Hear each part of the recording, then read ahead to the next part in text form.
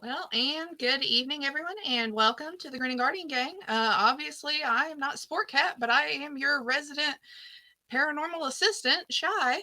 So I will be here, hanging out with everybody this evening. While Glenn is enjoying his little vacation. Oh, and look who else we have. Hello. We've got Miss Dina. Who else we got? Maybe. Oh, there's Matt. Hey. So hopefully, Andy Snuck in. So What's up, Andy? Hopefully, fingers crossed, we should have a really awesome guest for tonight. Former police officer and detective Glen Williams, who is also an author, a speaker, and a communication coach. And he is supposed to be telling us all about his book, Bridging the Gap. But we have not heard from him yet. So, in the meantime, how is everyone this evening? Doing well. How are you? So far, so good. I didn't break a leg, so I'm happy about that. That's really good. Did you fall or something? Oh no! What'd you do now? I said the gremlins from Wednesday night followed me to Thursday night game night, and I ran back out to my car from my coworker's house, and she's got two little cement steps that lead down to her front door. And one minute I was right at the top of the steps. Next minute my chin is like this far from her front door. Oh my gosh. You fell up them this time. No, I fell down them. Oh. Because the two steps lead down to her front door, and I was just like, help! Oh no. Mary! Sheesh. She's like, oh God, you're on the ground. And I was like, yes, help.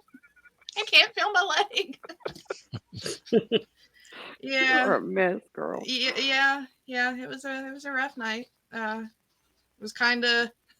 I was attempting not to look at it for the 2 hours I was there. Oh gosh. So then when I got home, Travis was like, "Oh, that looks broken. That looks really broken." And I was like, "I don't know. I can kind of move my foot. Oh, don't touch it. I can kind of move it." So yeah, it's just minorly sprained, and I got a pain shot in the ass, and I feel great now. So lovely. Yeah. Nice. So how's everybody's week been?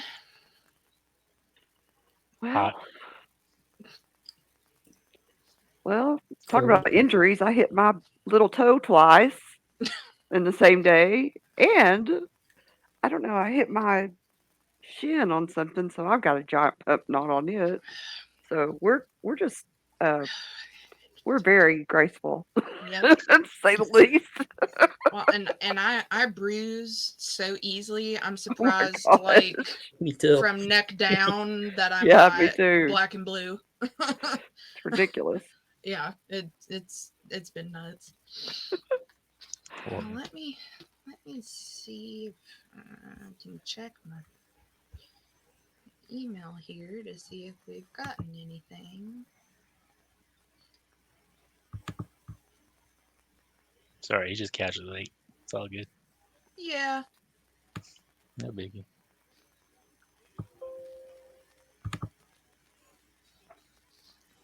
Let's see here.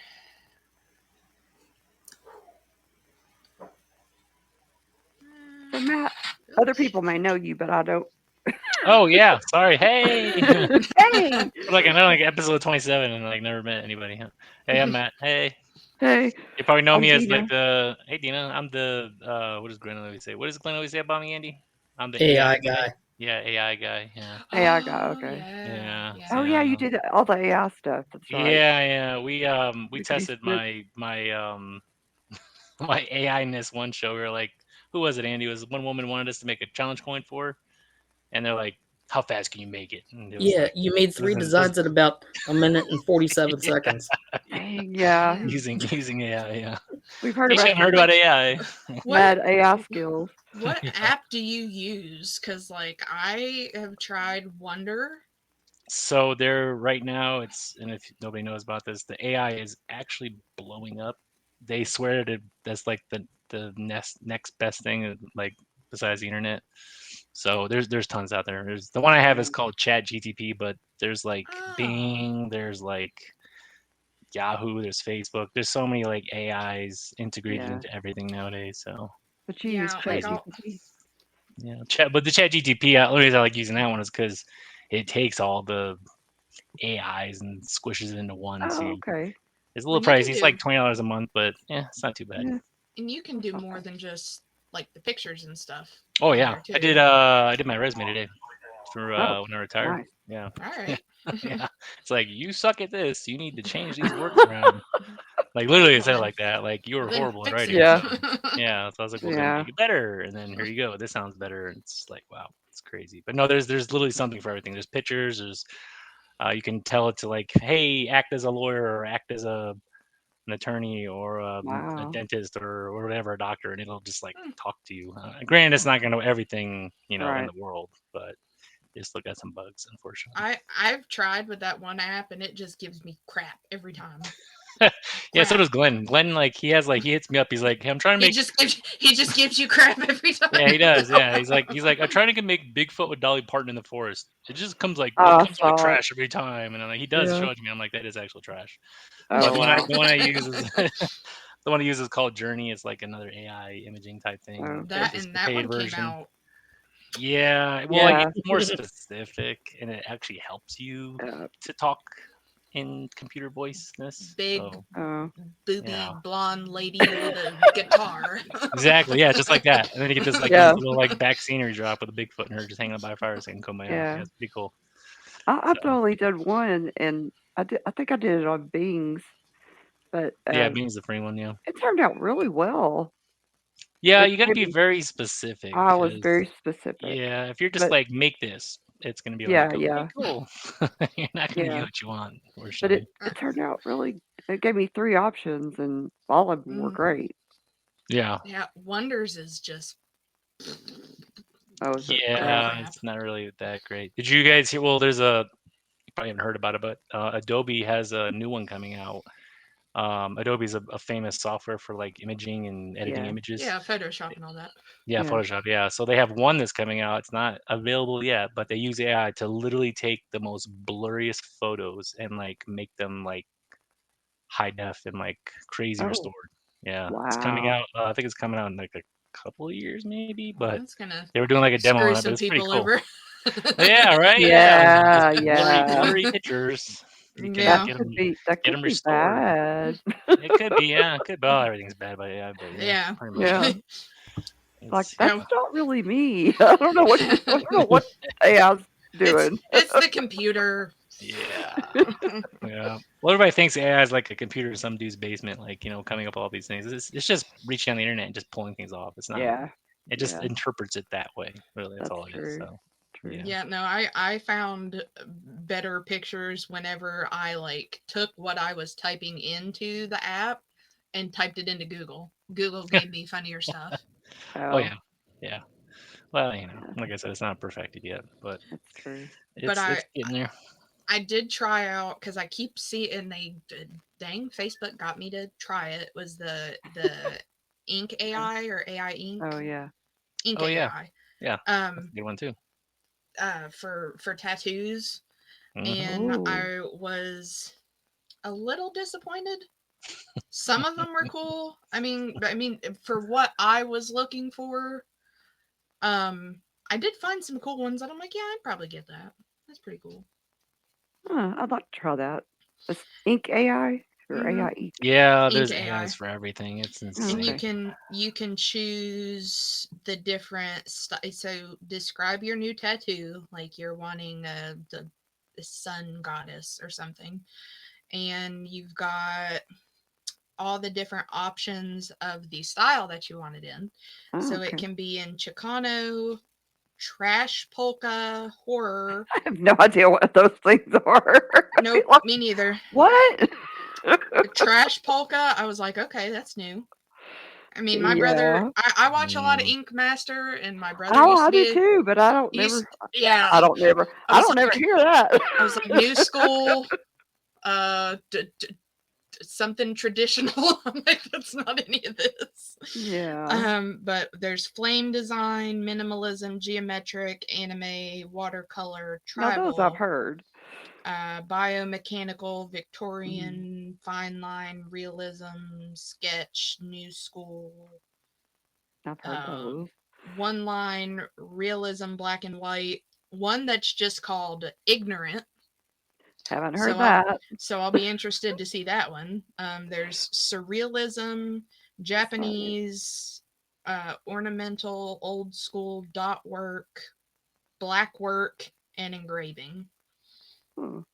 I found a cool one. I think I don't know if it was under. It looks more like something Japanese, but I don't remember what I think I literally just typed in trauma, and it gave me. I don't know where it pulled this out of its AI butthole, but sounds about right. Oh my! What is that? Yeah. What? Hey. Oh, hey, Brenda. I just sent it to you, Dina. Oh, did you? Oh, okay. Oh my god, that's wicked. And I was what like, it generated. I was like, horrible. But that's kind of awesome though. Not, I don't really get how that written out. Maybe mental trauma. Yeah. But I was like, looks like a. I like it. Demon. Yeah, I was like, I like it. So I wouldn't want that on me though. Keywords.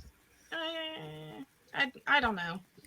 I wouldn't want it on me. I mean, it would look like it would be a good tattoo, but I wouldn't want it on me. That would be. It would scare me, but like, what the heck's coming out of me? I feel like that would be like something that I would get like in my midlife crisis on my back and be like, "Hey, y'all want to see this sick tat?" I don't know what it is. It actually does look like it represents trauma pretty well, though. I feel like I had nightmares all through my childhood, and that's what I got. Yeah. Dark dreams. Pretty scary. The other good one that it gave me I like that one. For trauma was this one. And I really liked because you can see it like her hands are. Oh, that one's cool. Yeah. That's cool. I do like that. I feel like that would be really cool, like right here. There you go. Yeah. That's how I feel. That's pretty cool. I don't know about the first one though. No. I don't know. That would be a very spontaneous, like I'm croaking in 6 months. Give me that. Yeah. Give me that right now. Right on the butt cheek. Right on the butt cheek. Yeah. That I do like the second one. It's really more representative of the mental. I think if trauma. I took out all the if you kept that last circle and took out all the lines from it, and just kept that circle and then what all was on the inside of it, especially if you made the hands more pronounced, would be super cool. Yeah. It's a killer tattoo though. But I like some of the lines. Or if you kept all of them, it would be like if you got it like right here, and then all the lines were like coming out. But you'd have to have somebody really good for that to look good. But that's true. I'm like, don't do this to yourself, Cheyenne, because you have a whole folder. You have 2 whole folders saved on your phone. No, make that 3.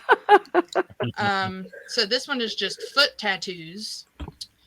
Then must tat, which are like 300 some odd tattoos that I obviously have to get before I die. Oh, must tat. Must tat. And then just tattoos, exclamation point. Yeah. Just do a show on tattoos. Yeah. Oh, I got some good ones. Now I am darn determined to make this my next one. Maybe just slightly more classy. Tattoo. But I have to have it. Absolutely have to have it. Let's see here. Oh, I like it. Nice. I like Yeah, it. that's Yep. pretty awesome. Yep. Do you like So do many you like questions. the mask? It's Lord of the Rings. Oh, okay. Yeah, it's the Witch King. Oh, okay. I got you. And then the It's been so tattoo long since I've seen that. the tattoo on her leg sticking out is the black script that's on Okay. the ring. And then on the other leg is the Nazgul. Gotcha. And then I'm gonna assume probably what the heart on the arm probably says Sauron. Yeah. If I had to guess. I gotcha now. But I said I think it would make it so much more better if the eye was focused more down on like pointing towards the boobs.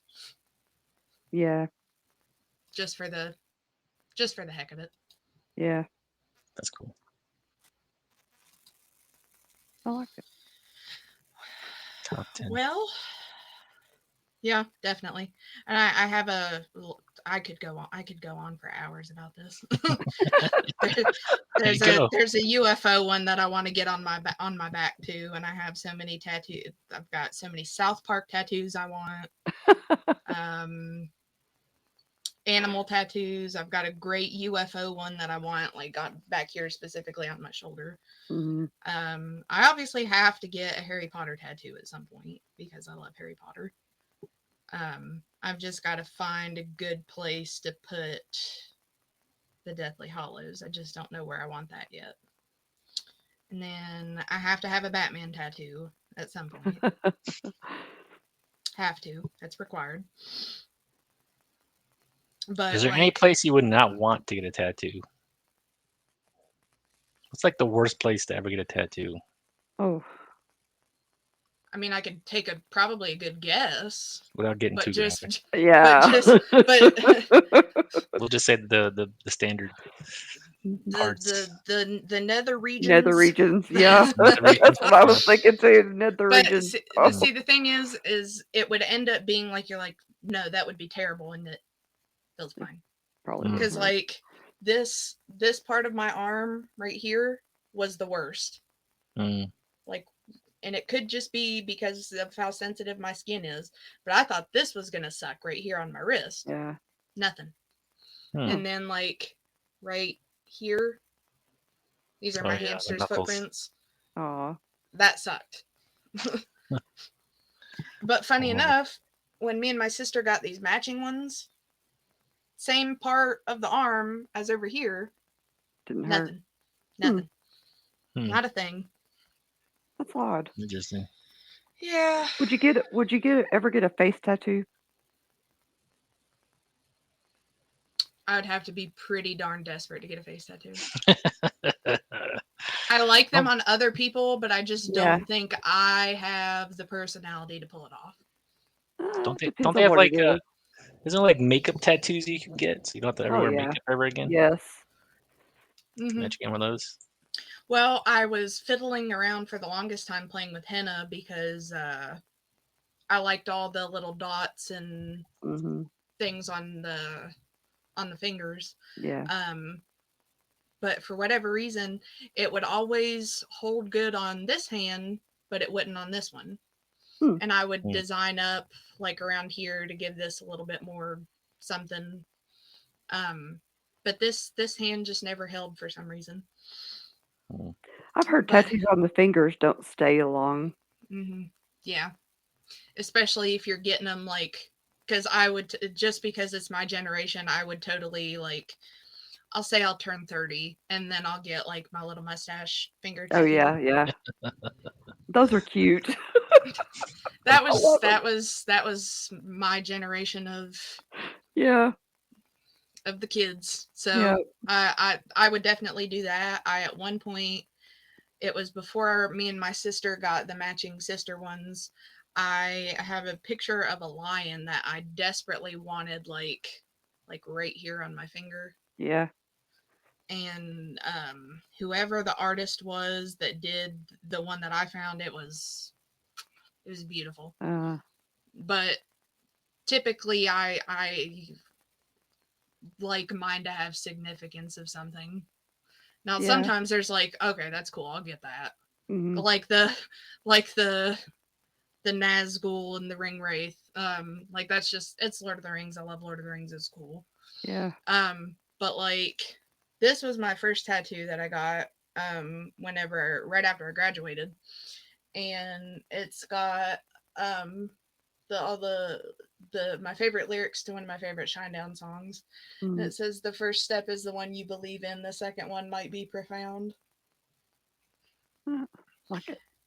And so I like all of mine to kind of have some significance. And like with this one, I took a picture of the bottom of my hamster's foot, and cute.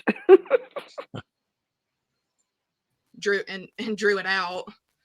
And he's like, "I'm gonna have you sign this waiver because you're getting it on your hand, so that if people don't want to employ you after that." Oh gosh. So that if people don't want to employ you after you get a hand tattoo, you can't blame it on me. And I was like, well, if they don't want to employ me because I have hamster footprints on my hand, then I think maybe we've got other things to talk about. Yeah, that's a little crazy. Really? That made you sign a waiver? That's horrible. That's weird. My last job, thankfully, it is just at the right size. That one of those really good, I forget what the brand of the Band-Aid is. But like the part that sticks to your hand is clear. Yeah. And it's like an oval shape. It was just big enough to cover that so that I could cover it. And I had like these tan sleeve things that I had to wear to cover my arms. But the and it's the little old ladies, the little old people that love it the most. That they're worried about offending. Yeah. What is that? That is so cute. I know. It's my hamster's footprints. Nobody cares about them anymore. Now, if I had it like most people don't anyway. Like going across my face or something, maybe. Or they look at you weird. They would look at you strange. I just got, little rodent footprints on my forehead, Nothing crazy. But my brother did tattoos for many years, and I had hoped that he would be the first one to do my first tattoo, but he ended up hurting his hand. That by the time I was able to get the first one, he couldn't do it, and I was really sad. Oh, that is sad. Let's look for some pictures I had of tattoos. Yeah, I've got so many UFO tattoos and Shinedown tattoos and tattoos that I want to get with my best friend, and I've still got like all the pictures of whenever I got all my tattoos, and there's a cute little picture of me and my sisters together. Because mine says little sis, her says big sis. Oh, how cute. I would love to get like one of my daughter's face when she was a baby, but portraits are so hard to you gotta be researching the crap out of your artist for something. Oh yeah. So I don't want to have somebody mess it up. I'd be so mad, upset. Well, the guy who did all of mine was like the known guy since I was growing up to do tattoos in our area from where I grew up. The lines aren't great, man. The lines aren't great. Really? Yeah. That's bad. How many tattoos you got, Andy? He's like, none. He's got 6. He just doesn't want to show them to you. Battle scars, too many to count. Tattoos, none. Good enough. What about you, Matt? I also have 0, only because of a situation with a good friend of mine. I was how old was I? Oh gosh, like 22, and a buddy of mine was getting a Spider-Man tattoo in his left calf. You guys have got a tattoo on your left calf before? No. It hurts. No. But yeah, I can imagine. Yeah, he was in there for quite some time. He came out and he had bandaged up and everything, and there was blood everywhere. Oh my And I goodness. was like, "Oh, I'm good." Must have been a bleeder. Yeah, I was like, "Oh, Yeah, no." It's not always that bad. No. Yeah, I'm sure. I and- just never get around to it. I'm thankful. I'm thankful that I get caught up in like the Facebook reels that are basically just TikTok and people doing their where they have that like second skin now that you can put over it. Oh yeah. Oh yeah. Mm-hmm. Like, man, what I wouldn't so have creepy. given. What I wouldn't have given to have that whenever I got I think it was the one with my sister because I was working at Goodwill at the time. So it was like every hour I would be in there in the bathroom with my little kit cleaning it. Yeah. I had my little kit made up with my soap and my like A&D ointment to keep it moisturized and stuff. Mm. Nice. And you got any new coins? Just 2 that Glenn sent me from the show. Oh, that's cool. Oh, okay. Which numbers So I know. did you get? They're cute. I didn't look to see which number I got. What? You see which number you got? You got this one, right? Yeah. You see which number you got? Let's see. I got 2 out of 100. Which one did you get? I wonder who got number 1. I don't know. Probably Glenn. I was gonna say probably Glenn. Probably. Well, he says that this one hasn't been really getting a lot of traction. His come and get it Yeah. one. I got that one too. I like it. I don't get why I like it. I love it. Yeah, I like it too. He said he's been getting a lot of backlash. I don't know why, because I'm Because not the from colors Texas. aren't right. Yeah, I mean, I'm Yeah, not from it's Texas, the colors but it's on the star. Yeah, whatever, man. people they're just haters, man. I tell you. Yeah. The challenge coin business is rough. I mean, I get the same thing too. Like I get nonstop. That's not a coin or blah blah blah. And you know how many I have seen perusing out there since that I'm like, well, that's not a coin, but that's cool as crap. It's a Darth Vader. That's a Darth Vader minion. I want that. Yeah, definition of coin does go pretty far, depending on what you do. But that's what you think it is. I got 25 of the para or normal guys one, and then I got 13 of the Grin Guardian Gang one. Oh man, you gotta start a coin rack over there. I got 13 on the para paranormal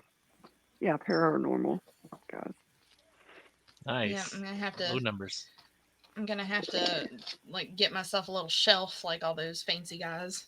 Yeah, get yourself a coin rack. One you can stick on the wall. Yeah. And my father-in-law was in the Marines in Vietnam, and I was like, oh, I gotta show you this. You're gonna think this is so cool. Hold on. And he'd never heard of challenge coins. Really? Mhm. Never heard of them. Yeah. He's Not everybody has them, unfortunately. He's like, what's the point? What's the I point? was like, they're cool. Yeah, I asked a friend of mine about that. He goes, "What the hell's a challenge coin?" Oh my goodness. Okay. And I'll he's be in the right fire back, guys. department. Yeah. No, it's just the thing, that It's you're into it. collectible. Oh, Yeah, Dina it's went bye-bye. She'll be back. She's got to go toss some laundry on. Yeah. Well, let me show you this one, Andy. I think I showed the other guys. Did you see this one that I had? Yeah, Yeah, that's how nice. I like how that. thick this thing is. Huge. Yeah, That'll so break like it though. so when I'm doing these things, a lot of people now that they realize I can actually engrave them, they want me to actually engrave like the numbers in the bottom. So yeah, what is that? 001? TSA will like that. Oh yeah. So yeah, these ones I got coming at the end of the month, they've been selling like crazy, probably because the Deadpool trailer's been going off. Did you guys see the second one? The second trailer? No, I've seen the trailer. Are you guys Deadpool fans or no? I Me? didn't. I let's see. Is that make it the second one or the third one? This is the third one they said, but it's That's not what I really the thought. third one. Yeah. I liked the first one. The second one was take it or leave it. Yeah. Sounds all right. So our guest is not going to be coming. I can take it. He's indisposed. I guess not. Okay. That's all good. We can Figure talk out about what to keep us busy. Let's see.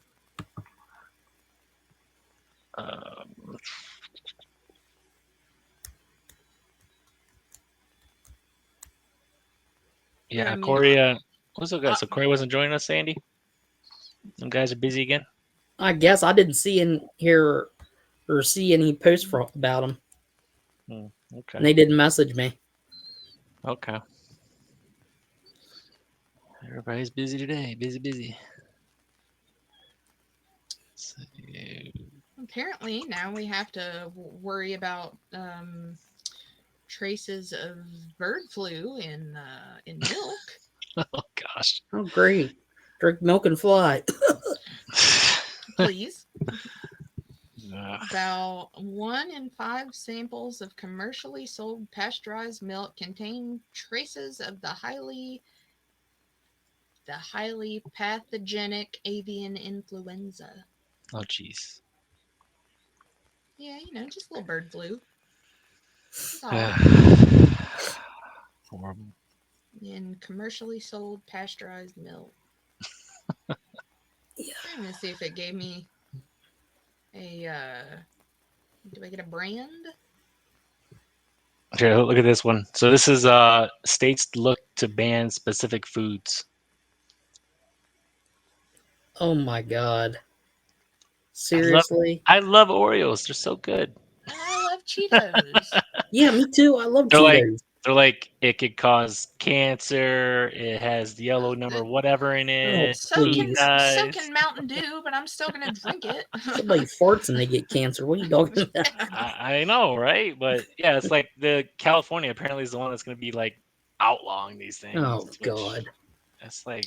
Oh, speaking of Oreos, apparently Oreo is now adding a Sour Patch Kid flavored Oreo. Oh my god! Yeah, I saw that.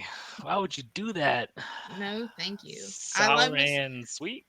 I love me some Sour Patch Kids, and I love me some Oreos, but that's not a combination I want. No, I hate Sour Patch Kids. Oh god. I don't hate them, but after like 10, you start to be like, Now, if you give me the bag that like you can get from the Dollar Tree, that's like just all the blue ones. Oh man, okay, yeah, you're right. Yeah, that's actually true. The candy that I really hated was the Good and Plenty. Oh, what is that? It's like old people candy. Yeah, exactly. Good and Plenty of licorice. Looks like the medications I already take. Yeah, I don't know how people like that. Ugh. Yeah, some people do. It's too much licorice. Bit-O honeys. Oh. Yep. That's the other one. Candy cigarettes. Now don't be dissing on the candy cigarettes. Oh no, yeah. They're fun. I love me some candy cigarettes. Mm-hmm. Especially the really, really cheap ones that you could get like from Dollar General that were like 4 in a pack and they were like had Marvel characters on them. Yep. Mm-hmm. Do they sell those anymore? Like anywhere? Yeah, there's probably a store maybe 15 minutes from me that sells all the old candy. Old-fashioned candy? Yep. The licorice whips and everything. Oh man. We have a gas station down the road from work and they get in a lot of that. So it'll be funny. One of my coworkers got one of the other coworkers a little box of the like how the candy cigarettes used to come. And she'll be laughing at me and the girl that works across from me because we'll go outside together for a smoke break, and she'll come outside with her thing of candy cigarettes and go, I just can't do it in here anymore. Go have your cigarette and go back inside. You'll be the all big right. wax lips. They sell them at the store too. What was even the point of those? I don't know. Like, they didn't taste good. There was No. no flavor to the wax. Gross. Ugh. You ate the wax by accident. Ugh. Probably, I'm sure we all did. Yeah. Some of my family used to they had like a little store, and like in my Christmas or birthday gifts, there would be like a couple of those in there. I'm like, I don't know what you're supposed to do with these. They're weird and they don't taste good. The old-fashioned root beer barrels. Love them. Oh, gosh. Ugh. Root beer barrels. Yeah. And that's a funny thing too. Where I work, the old people love the root beer flavored suckers. Oh, they do. Mm-hmm. Oh, they do. Yeah. And all that's because those are the ones that all the kids hate, and then the old people will come in and I'll hear Smash them. them up. Yep. I'll hear them over on the other Crunch side of the up. office, being like, "All we have in here is root beer. Why every time is it just root beer?" And then there'll be a couple of like older ladies that walk in, and they're like, "Well, you got any root beer?" And they're like, "Here, take 6. We have so many of them." Apparently, there has been some new evidence found for Planet 9. Oh, gosh. Oh, Lord. Do you see the funding? Is there a funding for NASA to go to which one planet's moons to go visit? I forgot which planet it was. It was one of Jupiter's, I think. Or no, Saturn. It was one of Saturn's moons. Some crazy amount of money they're going to spend to go out there to check it out. It doesn't surprise me. Yeah. Let's see. Good old Facebook. There's possible new evidence of Planet 9. They have published their paper on the something I can't pronounce server. Let's see. Apparently in 2015, some astronomers at Caltech found several objects bunched together beyond Neptune's orbit near the edge of the solar system. The bunching, they theorized, was due to the pull of gravity from an unknown planet, one that later came to be called Planet 9. Since that time, researchers have found more evidence of the planet. All of it is circumstantial. In this new paper, the research team reports what they describe as additional evidence supporting the existence of the planet. That was boring. Yeah, there's a whole bunch of theories. Also, the rock that flew through our atmosphere at a slow pace. It was like stopping and going, and they're like, "We're getting monitored. We're getting monitored by aliens." Yeah. Well, I mean, yeah. Oh boy, let's see what this. It's official. Scientists finally confirmed what's inside the moon. Oh gosh. It's green cheese. Ew. I said that before reading the first line, and it says, "Well, the verdict is in. The moon is not made of green cheese after all." Gosh. Let's see. People just making up stuff. So it says that a thorough investigation that was published last year found that the inner core of the moon is in fact a solid ball with a density similar to that of iron. This, researchers hope, will help settle a long debate about whether the moon's inner heart is solid or molten, and lead to more accurate understanding of the moon's history and, by extension, that of the solar system. Yeah. Can't make this stuff up. No, you can't. I would have been more likely to have gone for the the green cheese, or that's that's where Godzilla's living. You know. God. Godzilla and Bigfoot. Yep. Yep. I can see it, but yeah, but just a lot of big words that my tired brain can't go with right now. Oh, Tina's back. Yay. Hey. Hello. Hello. We're just talking about weird stuff to pass the time. Hey, I can. Yeah. Green cheese. So we found out that in fact the moon is not made of green cheese. Oh. Well. And that was courtesy of Science Alert. Nice. I've heard it was hollow. Well, I said, I think I would have been more likely to follow the green cheese, or that that's where Godzilla lives, and with Bigfoot and the aliens and all that good stuff. Oh, I've already debunked the Bermuda Triangle. You have? Yeah, our ship went through it when we came back over here when I was over in Italy. Oh. I was like, well, waiting for something to happen. I'm like, oh, and then nothing happened. I was like, oh, this is yes, come on. Every ship that goes through there doesn't have a problem. Yeah, there's a lot of stories. People fly through with airplanes and fly into black clouds and end up on the other side of the world. So I know. Now, I'm more likely to believe the Hotel Transylvania theory that the Bermuda Triangle is just where the vampires and the mummies and everybody hang out on their weird horror cruises. Oh yeah, and get sung to by a giant squid or whatever, the Kraken, whatever. The Kraken, yep. Yeah, the Kraken. I got forced into watching that movie too many times with my niece and nephew, but I was like, I can appreciate whoever came up with that. I like that. It's just it's Bigfoot's vacation destination. Yeah. Yeah, makes sense. And I'm looking at stuff like here on my main Google page, and I just keep.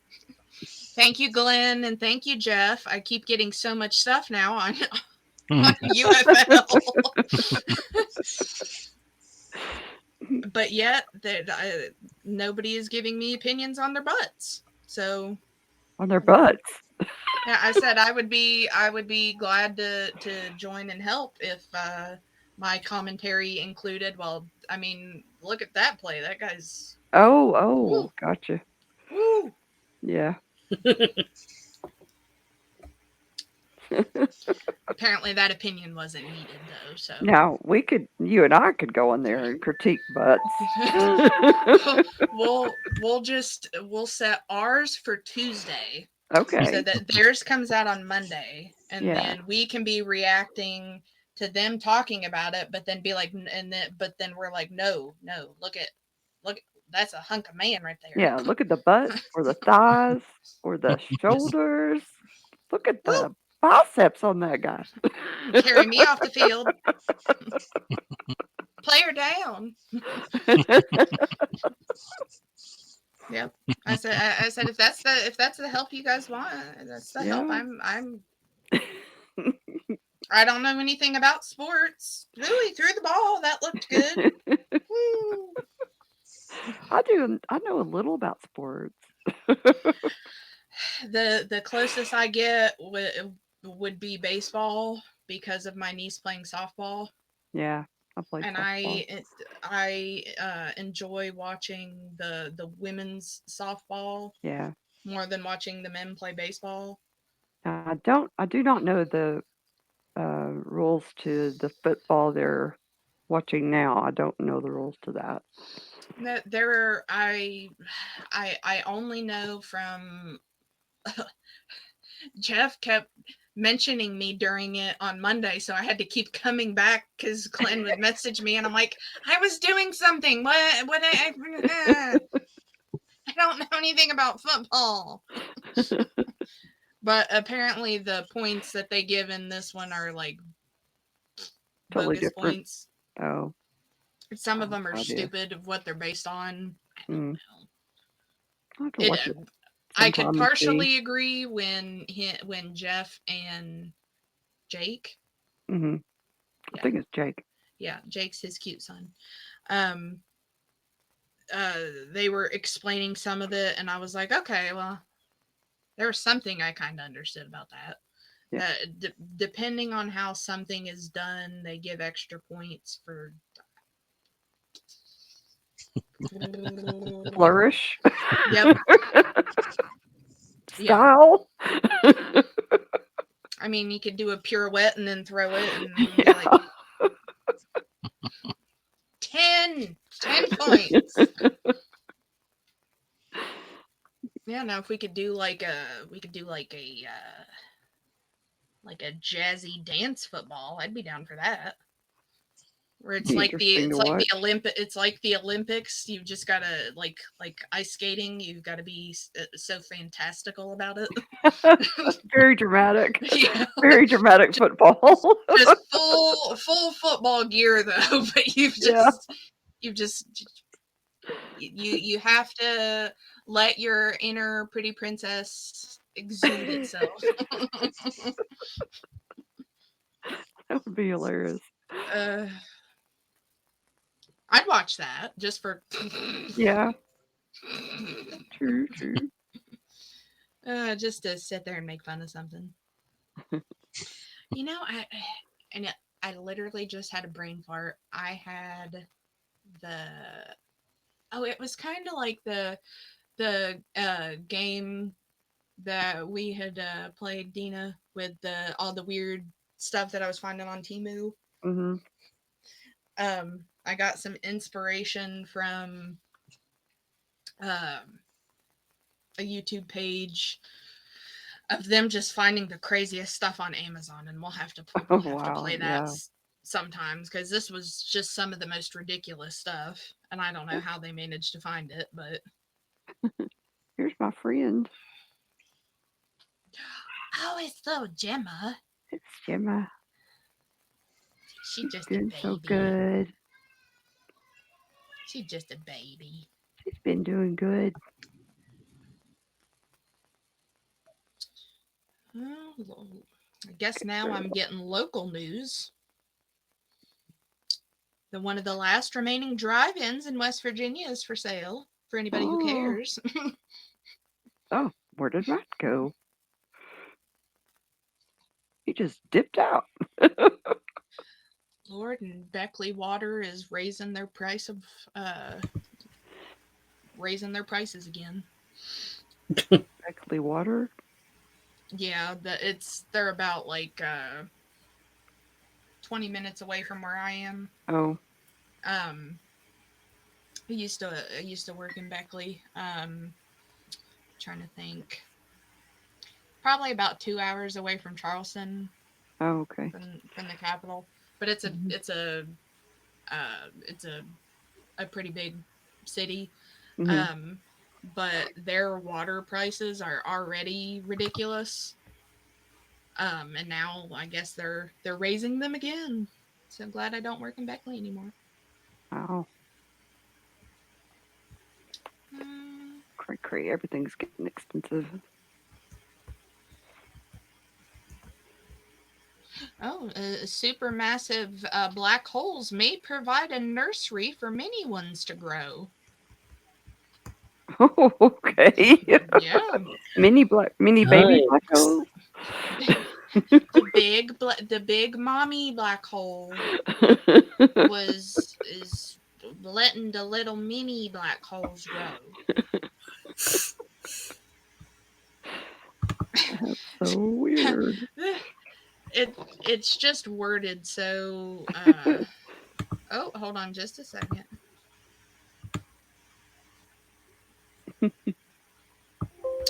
I just got a message back from Glenn, and he just got home from work and he forgot about us. Oh no! By accident.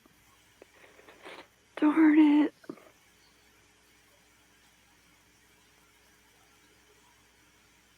So we are going to have to get him rescheduled. Okay. But in the meantime, with our supermassive black holes, the supermassive black holes at the centers of galaxies may capture smaller black holes. Not only does this prove a place for these small black holes to grow, it also makes the supermassive ones look even more super and even more massive. I added that part myself. They said bigger and brighter, but even more super That's and what they even more meant. massive. That's what they meant, you know. Yep. She was the female writer who wrote that was like, no, I'm just gonna sound a little bit more professional. Yeah. I guess the price of stamps is going up too. Oh no. Yep. Yep, they are. Imagine that. Oh my goodness. Ooh, a 5-cent increase. Wow. Yeah, good thing I just bought like 3 books of stamps too. If you have those forever stamps, they still Yeah, work, they're right? fine. Yeah. No, They're that's what I forever. thought. That's what I thought. They're forever and ever. Yeah, I felt like maybe that title was misleading. Yeah, me too. No, I just I'm a dork whenever it comes to stamps. I don't collect them, but Yeah. I like whenever I send stuff out for my stamps to be cool. Yeah. So like my last, and I will specifically buy them from the USPS website. And the last ones I got were of the James Webb telescope. Uh-huh. Like the view. Like they were super cool. Have to do a stamp unboxing tomorrow. Oh yeah. But I bought a bunch of stamps so that we could like mail stuff out around locally. Yeah, that's cool. Well, at least I got them before they were more expensive. Yeah. I bought two sheets of may have bought more, but 2 sheets of stamps I think in my life, and one was Marilyn Monroe and the other one was Elvis Presley's.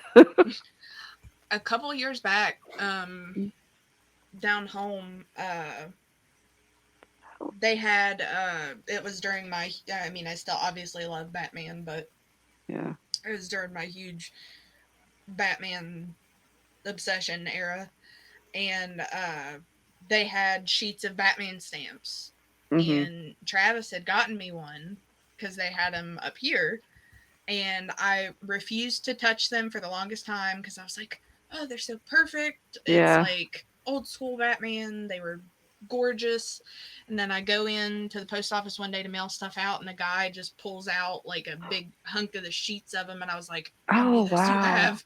Oh yeah. I need the Batman stamps. I want. Yeah, so it looks like an average letter is going for 68 cents. And it'll be going up to 73 cents. Wow. But their press release indicates that no changes are going to be made to their shipping rates. Yeah, right. Yeah, right. But we'll update this story if the USPS releases more pricing changes. Yeah. Oh, wow. Believe that won't tell us something else. Oh, Lord. Oh, today is Melania Trump's birthday. Happy birthday, Melania. And Channing Tatum's birthday. Happy birthday.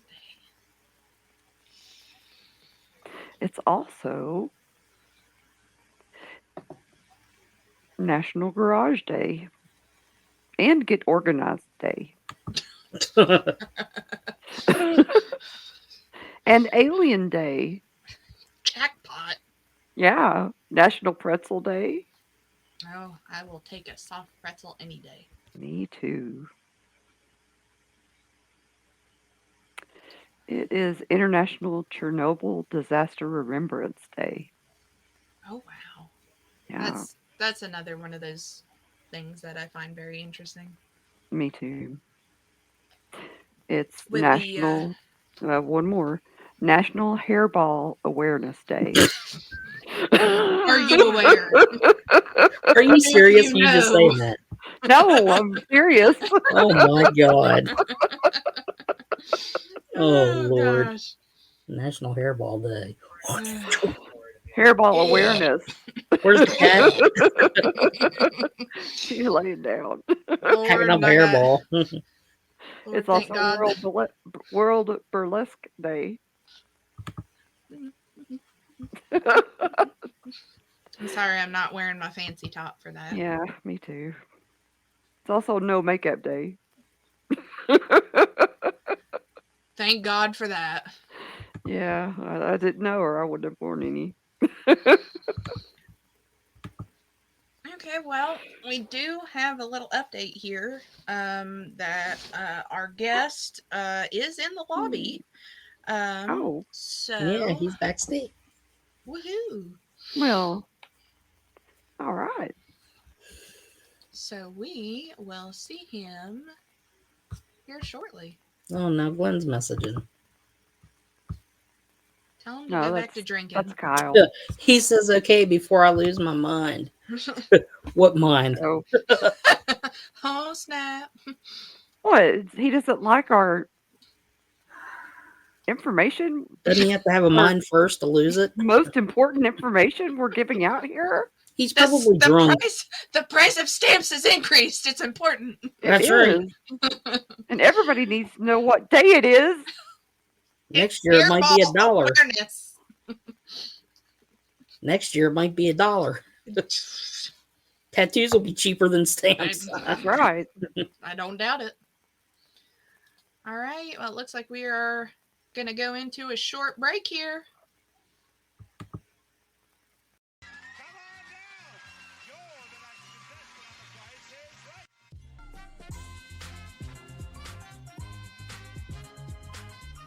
Hi, Rich Fields here, and come on down. It's time for the Sport Cat Show.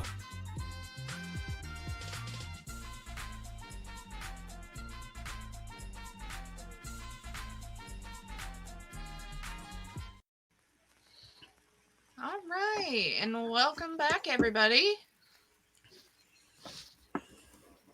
Hopefully we will have our guest joining us here momentarily to Where did tell Matt us. go? I don't know. He must have got tired of us. He couldn't handle the stamps. Oh no. Oh, Lordy.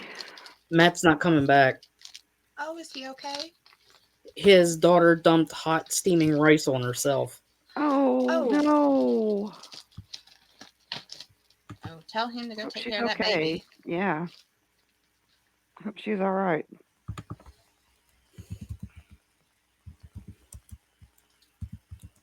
Definitely understandable.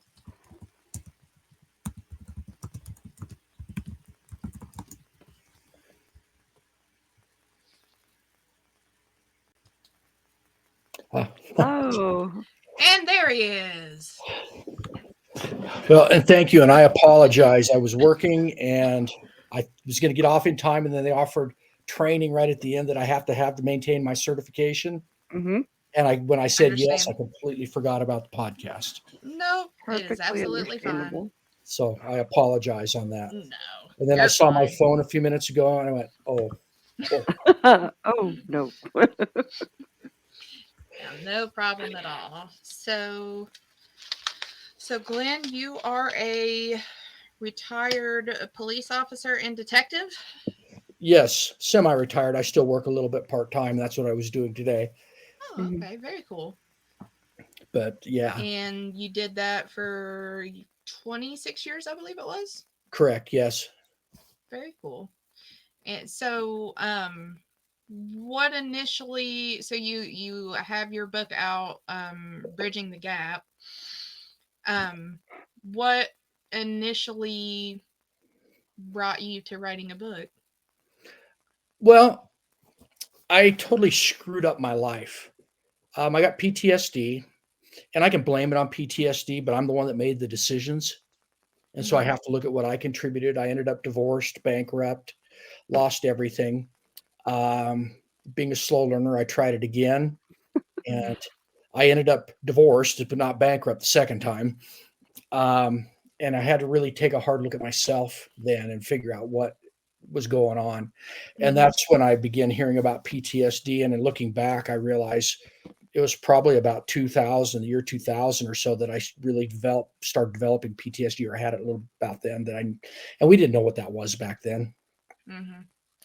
Anyway, so I kind of destroyed my life. And the second divorce, I lived up in my cabin by myself for 3 years up in the woods. And I did a lot of the behaviors that are related with PTSD. I would get up at 3:30 in the morning, go to work, 57 miles to get to work. And then I would get home at night and I would just throw something in the microwave and pour a drink. And I was a good guy. I only drank 2 drinks a night. They just happened to be 32 ounces each. And so I was feeling no pain. I was having nightmares, all kinds of things. And a lot of my behaviors that were PTSD related. I mean, I talked myself into fights and foot chases at work because I wanted that adrenaline rushes. I look back now and I realize that then. At the time, I didn't realize it. I was just being a good cop. Yeah. And chasing the bad guys, and they weren't going to get away from me, And as I look now, some of the things that became from those behaviors were, I could have talked myself out of them easily. But so that's when I was up at the cabin. I did some really deep soul searching. And one morning on my day off, I started looking at myself. I had let the job become my life instead of, hey, it's a job. It's a good job. It's a worthy job, but it's not who I am. And I let it be who I am. And after going through some of the things and rediscovering myself, one morning on a day off, I woke up like at 6 a.m. I don't even remember why I woke up, but I grabbed a pen and a paper and I started writing, and I wrote for 4.5 hours. Wow. And I didn't even remember what I wrote. But I had talked to a counselor friend about, you know what, I want to help others not do the same stupid stuff I did. And as I got through that, I had a hard time reading it. It was so fast and so rapid, I couldn't read it. But I worked my way through it with her, and she looked at me and says, there's your program. You're 60% done. Now finish it.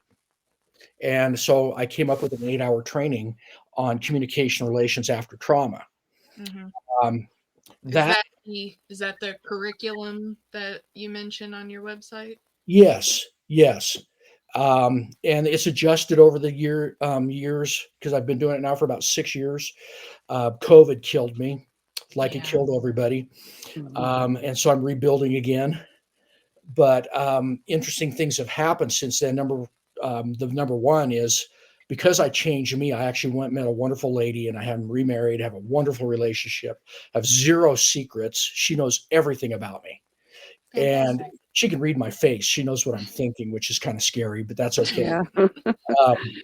And then the book came out of that class, and it's very similar to that. And then I was just in a documentary that was just released and has won a whole bunch of awards called "Is There Something Going On at Home?" And it's a 45-minute documentary about the effects of work at law enforcement on their families. And it's freaking awesome. Where's that streaming through? You can get that on Amazon. Okay. Oh, okay. And it's also on Tubi TV. Okay. Amazon, I think it's $1.90 or 99 cents or $1.99 to rent. You can buy it for $4.99, and Tubi's free because they have commercials. Okay. And I'll tell you, it's I started showing that in my training class now. And so I travel and I talk to law enforcement officers throughout the country. And every time I've shown it, it's just been dead silence afterward. It's such a profound and deep, stirring documentary. But as I work in getting the discussion going, that's what we're doing to our families, and we don't even realize it. And if I talk to any officer in the world, they're going to tell me the most important thing to them is their family. And I always ask, and this was one thing I ask in the documentary, is if that's the case, why is our divorce rate so high? Yeah. Why are we putting them behind our job? And I did that. And so I can speak from, unfortunately, experience, but at least I've been able to learn from it. And now hopefully I can help others, again, not do the stupid stuff I did. Yeah, I can absolutely understand. I mean, even, coming from a completely different work background, how easy it is to let work become your life. And We that's do, yeah, no matter what your job. And that's one thing I've realized. I actually started speaking to some healthcare people, and they do the same thing. And I have a lot of friends that are nurses. My daughter's a nurse, and friends that are doctors, and I see them the same thing. And then I listen to some of the guys that are the big CEOs of big businesses, and they do the same thing. And why do we do that? I haven't figured that part out yet. When I come up with that answer, then I'll start talking about that. Get back with us on that, because I'd like to know too. I think partially. I'm sorry. No, go ahead. I think partially it's to do with society, because when you first meet someone, the first thing is, what do you do? Yeah, yeah. I was gonna say, I kind of almost feel like it's kind of bred into us for work to be life. Well, and that's funny. Yeah. So now I'm going to go totally off topic. That's how we're raised. Think about it. It was Rockefeller, I believe, who started pushing for public school. And he started conditioning us to go 8 to 5, 8 to 5, 8 to 5, 5 days a week. And that's what he needed for his assembly lines. And for his factories and things. And that's what they started doing. So, yeah, it is conditioned into us. But it's time to look outside the box. Right. And that's one of the things I discovered in my healing process. I still have nightmares once or twice a year. Every once in a while, like recently, I went to an airport in Denver, and something happened there, and it was the next 4 days was rough, because I had nightmares for 4 nights in a row, and I hadn't had that in years. And then I finally got some of the healing things that I had learned, and I got myself, and I went out and got in nature and walked around and got in touch again with me again and got rid of it. And I haven't had nightmares since. And that was a couple months ago. Wow. But, that's just, we learn as we go. And so now I learned how to deal with that. And that's what that's one of the things I share too when I teach officers. Right. But people, I feel like a lot of people could take, even people who don't work in, who aren't, police officers. I feel like a lot of people could learn from that, because I mean, I know, like you said, it's bred into us to do that. And I know like how much, how not even just like maybe necessarily how we were raised, but how much trying to think of the right way to word it. I'll say how much the job force pushes you to like make it your life, pretty much. Yeah, if you want to get promoted, you make it your life. If you want to move up, you make it your life. And if you don't move up, you feel like a failure. And that's a big ego hit. And they make you feel like that too. Yeah. They do. Well, why aren't you trying harder to do more and to Yeah, when you could be given everything you've got. And it's after I actually worked at a medical center during COVID, and that was horrible. And I watched the people, everybody has trauma in their life. And that's where I really felt sorry for the nurses, because they're up there in the last minutes of this person's life who cannot see their family. Yeah. Because of COVID. And the family's outside knocking on the door trying to get in, and we can't let them in because of COVID. And I mean, that was brutal on everybody. And exactly. I was going to say, I can imagine in dealing, when you said you had started speaking to the healthcare workers, I can imagine after COVID, the amount of PTSD within healthcare workers went through the roof. Yeah. It was crazy. And, I have a daughter that's a nurse. My sister is a nurse. And, that's my grandmother was a nurse. My aunt's a nurse practitioner. Everybody is big in the medical field, and the stuff they see. And I've handed people off to the nurses or to the ER after arrests and things that have gone really bad. Right. And they deal with the same stuff that we did on the street. And some of these guys don't tell the difference of these caregivers, and they treat them like garbage. And when people are in pain or people are hurting or they're emotionally upset, you just never know what they're going to do.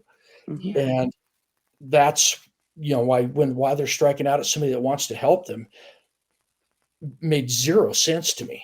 Mhm.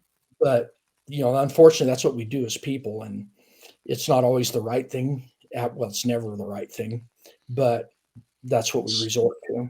It's just kind of a defense mechanism. Yeah. Yeah. That's a good way to put it. Yeah. So it's a fallback. Did you have? I'm sorry, Cheyenne. Go ahead. No, go ahead. No, you go ahead. You've got a list of questions. Go ahead. I'll just sit here and listen.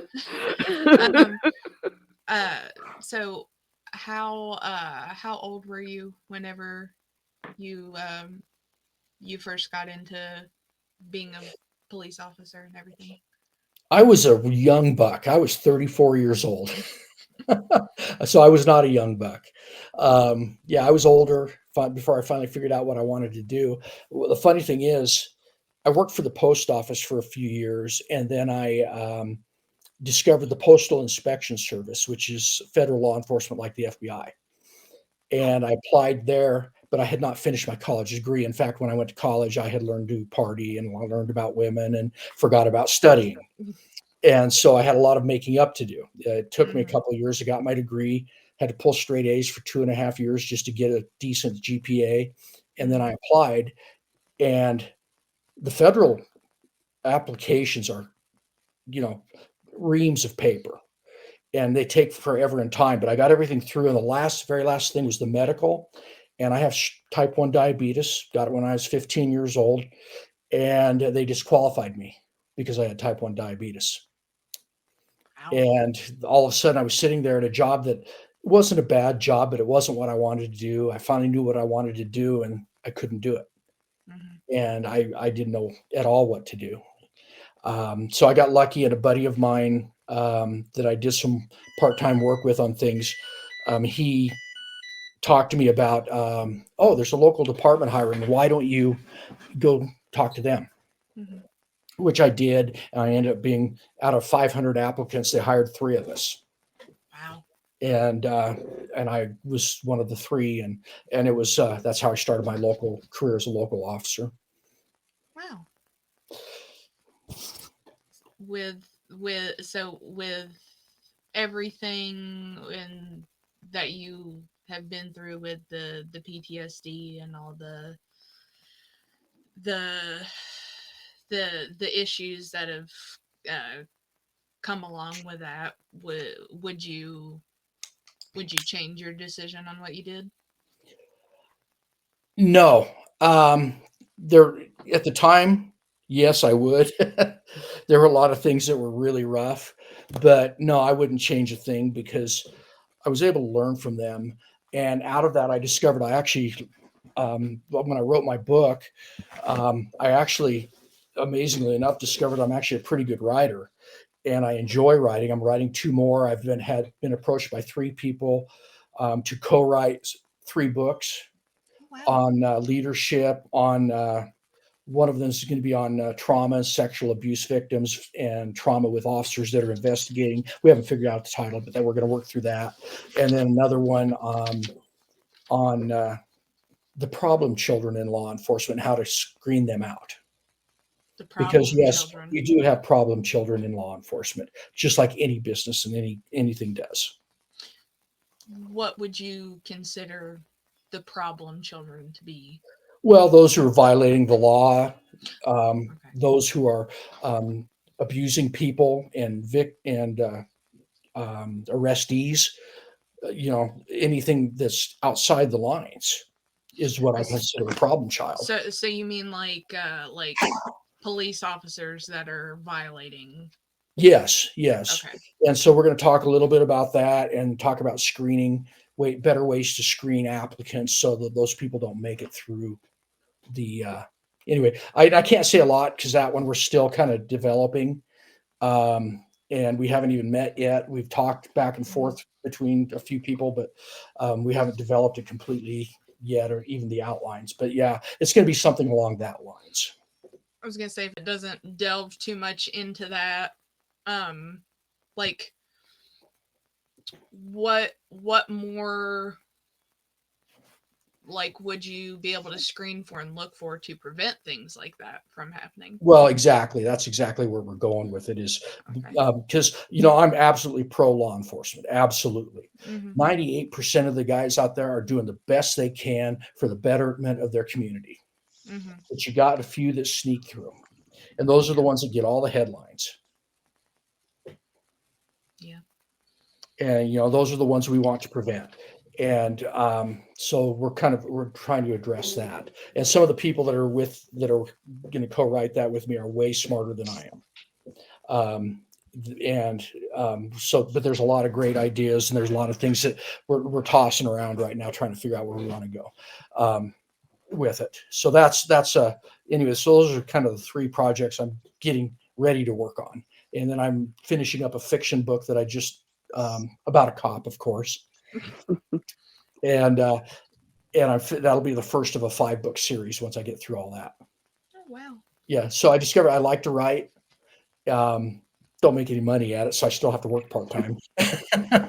It's once you get into it and you like it and you find you're good at it, you just get that itch for it. Yeah.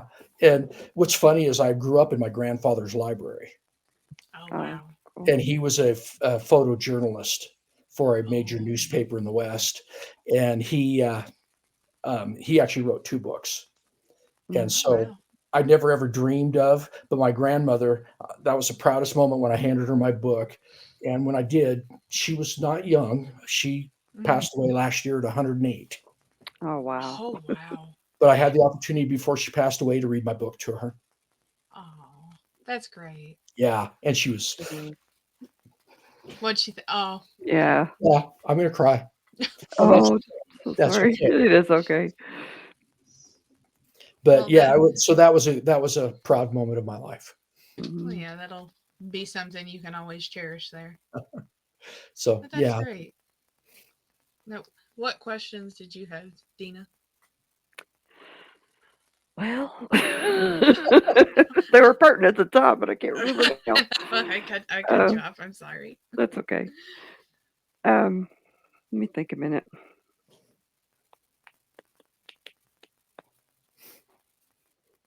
Oh, hi, I'm Matt, by the way. Hello, Matt. How you doing, Glenn? Is your daughter okay?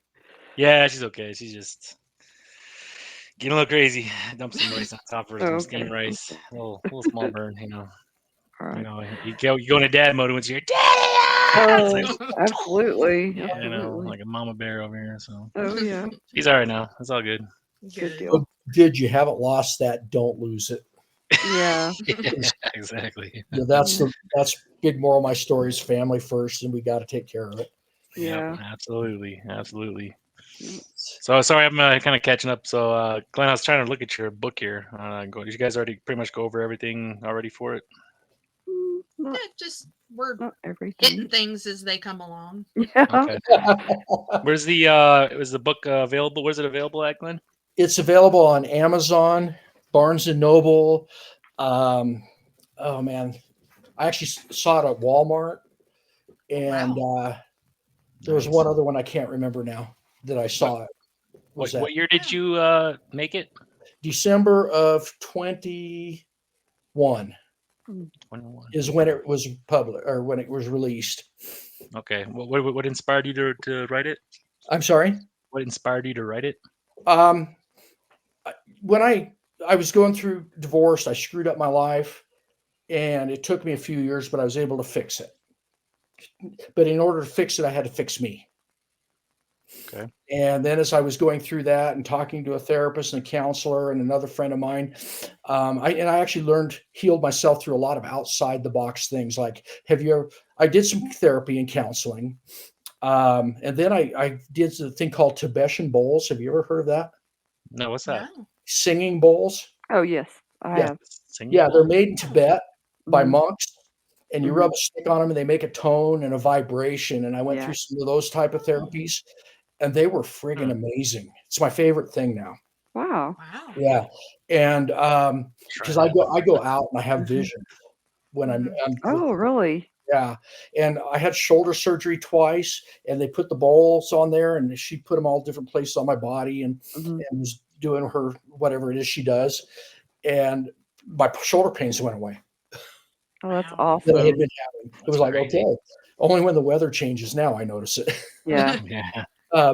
But I went through that, and I went through when I was a cop. You know, if I heard the term drum circle, I was thinking a bunch of dopers in long hair and smoking weed and around a fire beating drums. Well, they actually have shaman-led drum circles. And the same thing, the sound and the tones and the vibrations can be very healing.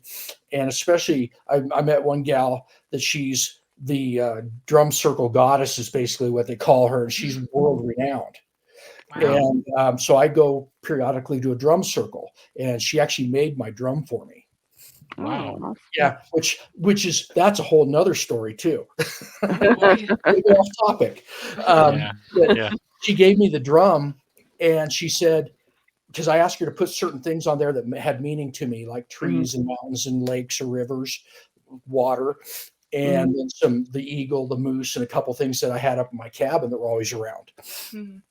And she said, I kept getting this inspiration to put a symbol here, and I ignored it. That's why it's taken me so long to get this to you.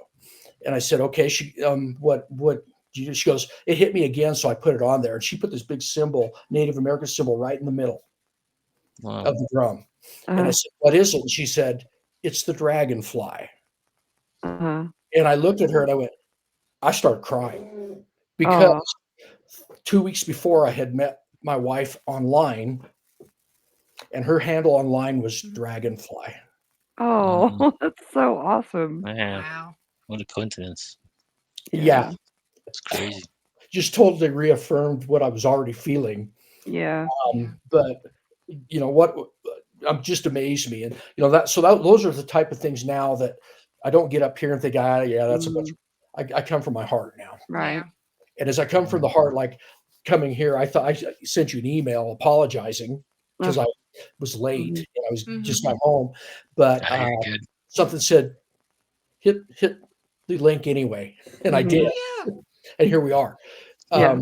And I appreciate you guys' patience. Of course. Anyway, but yeah, I just have started coming from the heart. And that changed the way I did things at work the last couple of years. It's changed my life. And then that's when I write my books. Man, sometimes I sit down and just go, and I don't even realize what's coming out because I just know where it's going, and it just goes there. And that's kind of like life.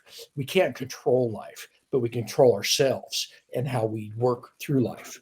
And that's why my life now is. I never dreamed of writing a book. Now I'm writing 3 more. I never dreamed of being in a documentary. I've been in a documentary, and I'm sure there's going to be some more because we're working on a script for my book for a movie. Wow. I mean, I had a producer at a conference tell me I should make a documentary out of it.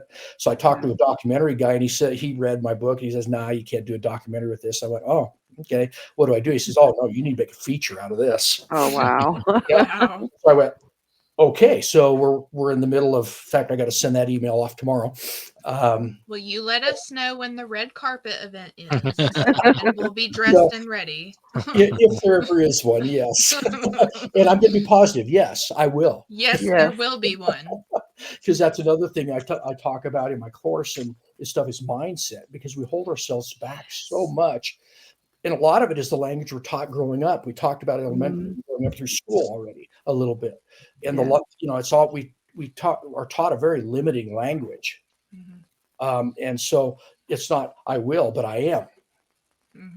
I am doing this, and not we put things off, and it's so powerful.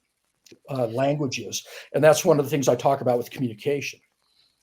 I found that in the last couple of years too, of with some of my friend circle, of getting more into the getting more out of your mind and listening more to your heart, like you were saying. And that's the positive affirmation of things does so much. Well, And let me share it's like, this with you. no, it's not going to be a rough day. It is going to be a good day. Yeah. Or I don't have to do anything, but I get to. Yep. Yeah. How many times you say, "Oh, I have to go to work"? Oh yeah, I do that a No, lot. I get to go to work because how many people are out of work that would love to go? Yeah. And it's like I learned this. The thought process is the mind is great at it's there to defend us, our ego. It's there to protect our ego. And I wrote my book. I pitched it to a publisher. He wanted my entire manuscript, and all I had to do was fill out the submission paperwork that they required for the publisher. And that was in October. So I got all the way through the submission paperwork, and the last page was all I had left was endorsements. And I had 2 people that would endorse it, and they wanted 3 to 5 endorsements. And so what did my mind tell me? You don't have anybody else. Yeah, I don't have anybody else. These guys aren't good enough anyway. Nobody knows who these guys are. And yeah, and so it told me that, and I sat on it, and I sat on it, and I sat on it. And finally, in February, 5 months later, February, I woke up one morning and I learned a tool. It takes the mind 5 seconds to come up with an objection. And so I got up and I said, I'm going to go finish the day. I only had 15 minutes worth of work. I'm going to go finish this today. 5, 4, 3, 2, 1, go. And I went down, jumped on my laptop, finished it up, wrote an email, attached the documents and my manuscript, and sent it. And that was on a Thursday.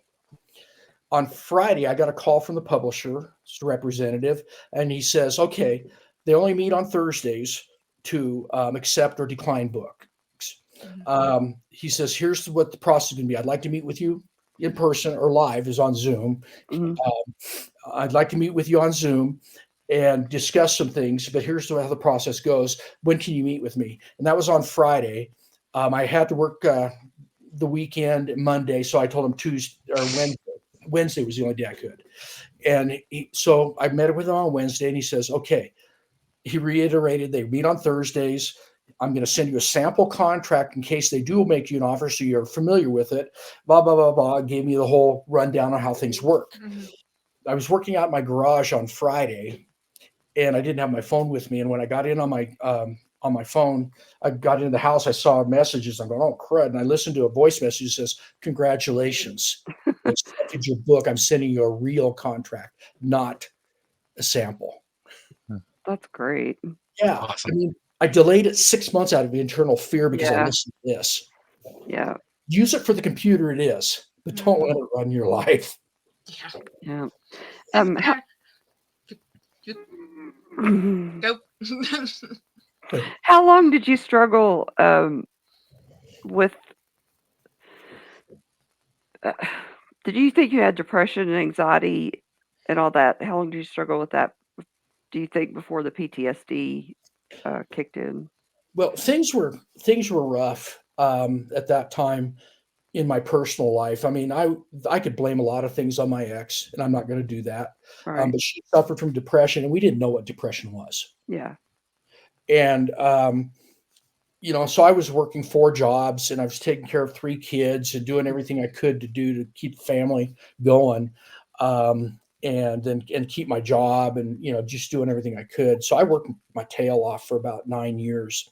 And so I look back now, was I depressed? Yes, I didn't realize I was. Right.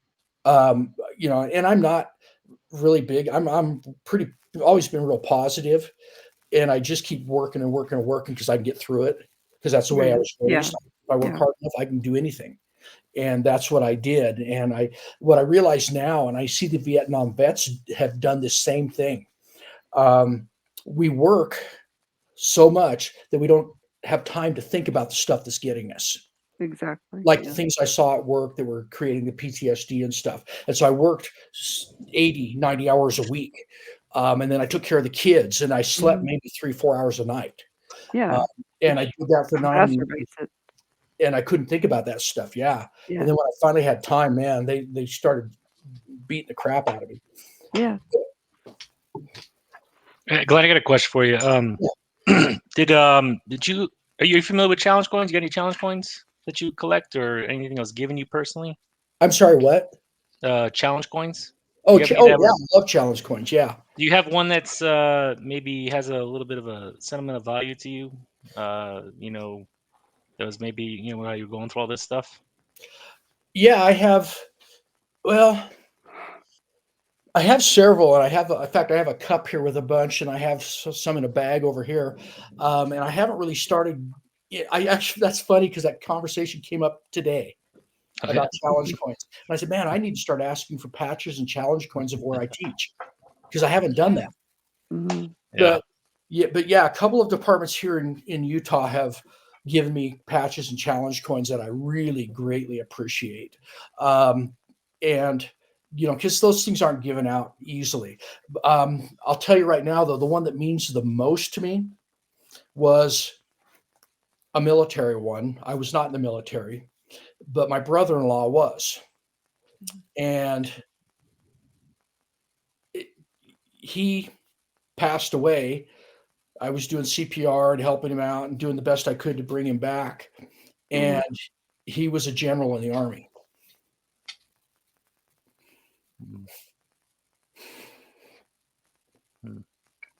Sorry to hear that. Sorry. It's okay. His boss, after the funeral, gave me his challenge coin, a 2-star general. Oh. And You just hold that one close. Yeah. excuse me. You're good. You're You're fine. fine. Sorry to bring up the No, it's okay. sadness. Because what's funny is I was kind of going there anyway about our mind and how it protects us. Yes. It allows you to hold a certain amount of garbage, and it's not Yeah. garbage; it's important stuff, but painful stuff. Painful. Yeah. Mhm. And then it blocks things out. Like when I wrote my book Mm-hmm. about the traumatic things that affected me, Mm-hmm. I left that one out, and that's probably one of the most traumatic things that happened because Yeah. we were actually in a trip in the Caribbean. Mm. And we're getting ready to go scuba diving. And I had taught him and all 5 of his kids how to scuba dive, his sister, who was my wife.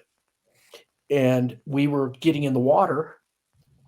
And I was waiting on the bottom with the kids. And they never came down. All of a sudden, they recalled us. And when he had gotten in the water, he'd had a massive heart attack and Oh, passed away at gosh. 50 years old. Mm. Wow. Yeah, totally unexpected. Sorry to hear that. And his son and I did CPR on him on the boat on the way back in for 20 minutes. And they weren't able to save him. And they said it was so massive that even if he'd been in the best care in the US, they would not have been able to bring him back. And then what's funny is they looked at his planner because 2 weeks later he had an appointment with a cardiologist. Oh man. Nobody knew. He hadn't said anything to anybody. Yeah. Oh. But yeah, that one. That's very tough. That'll be in volume 2. Very tough. Yeah, that'll be in volume 2. Yeah. But yeah, that one is the one that means the most to me. Yeah. It was because I never expected it. Number one, we took care of everything, and then when he did that, it was like, wow. Mm-hmm. You know what Yeah. challenge coin? What's interesting though is you know what challenge coins? If you go into a bar with the military and you Mm-hmm. coin knock, whoever has the lowest rank coin has to buy the drinks. Yeah. So I'm thinking, I got that one pretty good. Well, my son, 2-star general, not many are going to beat that. My son got blown up in Afghanistan. He lived, was Walter Reed. He got a coin from the president. Wow. Wow. Oh, now he outranks you every time. Yeah, I'm smart enough to know not to do that. Yeah. King of all coins. Yeah. That's pretty awesome. It is. So anyway, yeah, yeah, that one. Like I say, I may make a book out of his life because my brother-in-law went from private to general, and there's not many Wow. people that can say they've done that. That's Yeah. true. Yeah. Yeah, I'd good say man. that's definitely a story worth telling. Yeah, Absolutely. And it looks like Susan F here says that your book sounds very appealing and she's going to order it. Oh, I appreciate that. And all I ask is please give an honest review because I've had a couple on there that were interesting. Let's put it that way. Yeah, I was reading through some of those on Amazon, but I liked the way that a lot of people worded Yeah, well, stuff. some of the negative ones were from my ex-wife and her friends. Oh gosh, Gotcha. Yeah. it's so petty. There's always one of them. Oh, yeah, Just but that's to- okay. That's who she is, and she gets to be that. And Yeah, but that's not fair. That's not. It's just not right. it's not. But I that's know. I can decide to be bitter about it, or I can let it go. I And know. that's what I But chose. Just and live your happy, positive Yeah. life and let her do her thing. exactly. Yeah. yeah. Yep. So, Yeah. but yeah, no, it's that's an interesting journey going through the things, and let them know that I write about the things that I saw that kind of tore me up, Mm, and how I did not deal with them very well back then, and then I address later in the book how I would do things differently now. mhm. I think there are a lot of people out there who don't realize that they need to hear that and understand that they're not alone in that. Because Yeah, Yeah. I see a lot of similarities in what you were saying in things that happened with my father, and he didn't find out till much later that he had PTSD from being in the military, yep. and a lot of it sounds very familiar, and just like he needs to. Yeah, it's interesting because I know I would come home and I'd be tired from a day at work, and I may have seen some things that I definitely didn't want to share. And then my kids would do something and I would lash out at them. And then I would catch myself and go, why did I do that? And that's a symptom or sign. Yep. And like one day, and then I blocked things out. I just shut things off. Like one night I was sitting there on the couch with my family, and my son was in junior high at that time. And we were sitting there and they were watching the show on TV, and I cannot even remember what the show, but it was a comedy and it was funny as all get out. And it's a classic comedy from back in the probably early 2000s or 90s even. And they were rolling on the floor laughing. And my son looked up at me and he says, Dad, don't you think this is funny? And I said, well, yeah, it's funny. And he says, well, then why aren't you laughing? And I looked at him and I said, oh, yeah, it's funny. I'm laughing on the inside. Yeah. And I was so full of garbage at that point. I had let the job take me over, and I was just, that's who I was. And when I was at home, I couldn't even relate to my family anymore. And it's scary when you get to that point. And I You get didn't, numb. yeah, not totally numb. Yeah. Totally numb inside. Yeah. And, Mhm. then when I finally started reopening up things, that was when, I was having nightmares probably 3-4 times a month, and things were not great. And then when I got up by myself and I was finally started realizing, man, you've screwed things up, but dude, and it's time to take a look inside. And when I started doing that, that was the hardest thing to do for me. I imagine. Yeah. And that's what I've discovered is I was a firearms instructor. I'm sniper qualified. I've active shooter instructor. So go out and protect people and all the bang bang stuff that was all way cool. Mhm. And if I teach a class on that, which I still teach firearms occasionally now, man, those are always full. Right. But when I teach my course where you have to look inside yourself and go, man, yeah, I need to adjust some of these things. That's the hardest thing for people to do. It is. And especially type A cops. Yeah. And There's a lot of It's ego scary. involved. oh, big time. Yeah. Big time ego. Hmm. Well, and like in Well, anything, that's, you guys know, you're talking to people all the time when the ego gets involved. Right. Yeah, exactly. Yeah, who knows where it's going to go? Yeah. Yeah. Well, and to even at some point admit that you have a problem Yeah. Well, is very hard to do.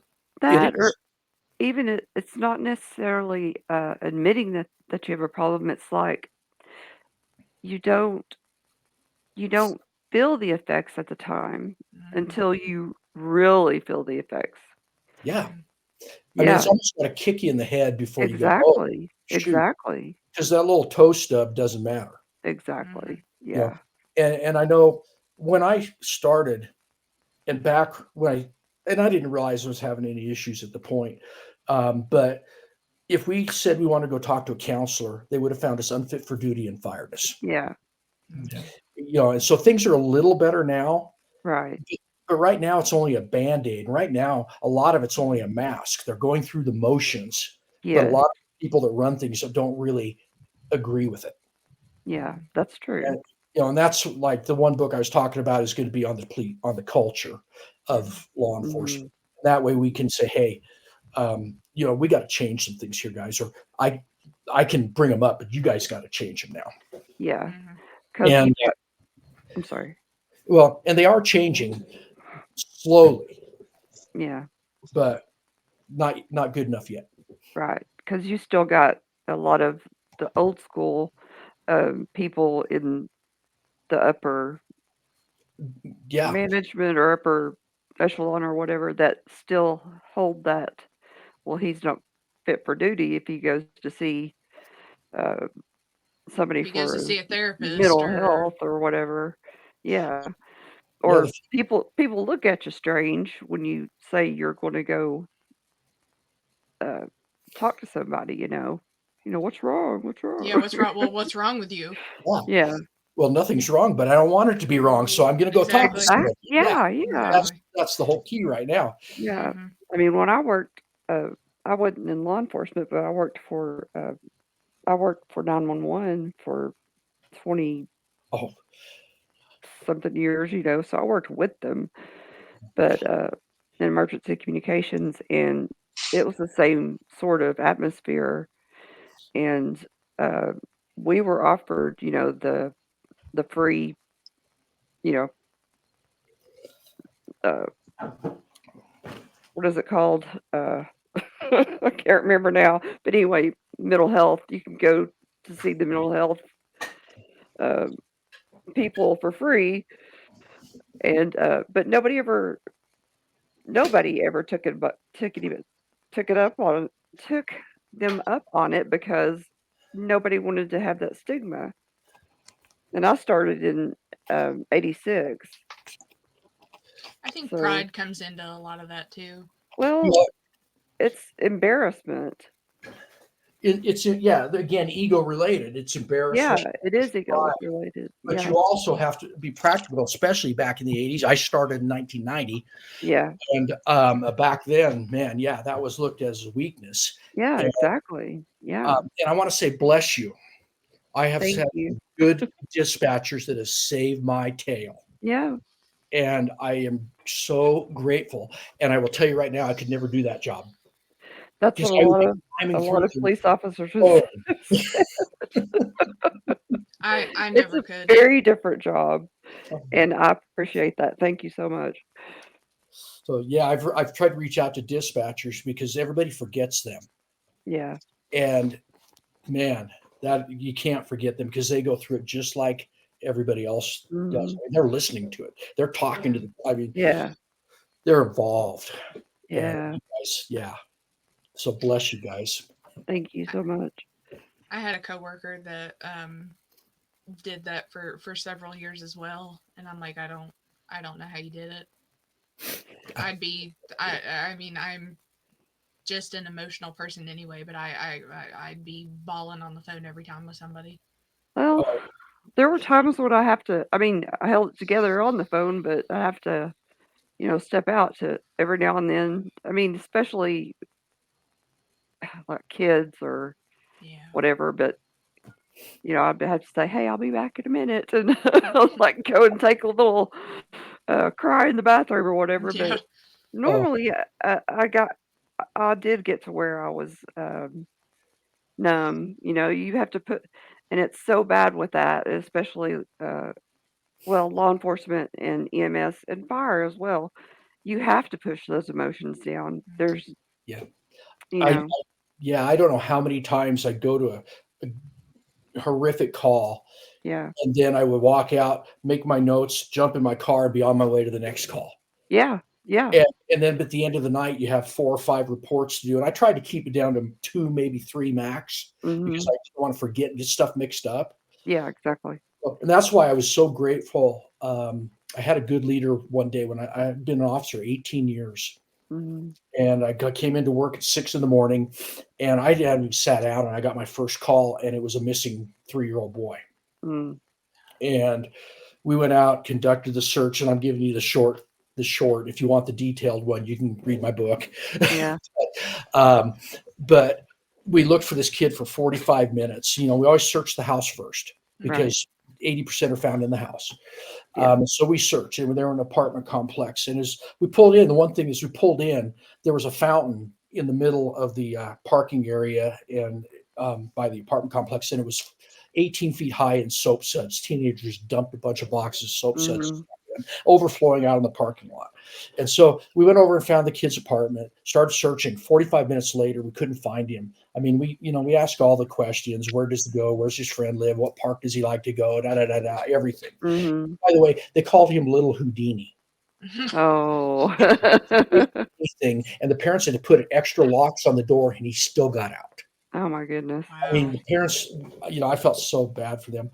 So anyway, we're sitting there by the soap set, or by the fountain, and talking, going, okay, we've searched here, and we're going rehashing what we did. Where do we go next? And as we were standing there, a little breeze came up, kind of split the soap bubbles. We saw a foot in the water. Yep. Yeah. And I knew that was coming. Sorry. Yeah.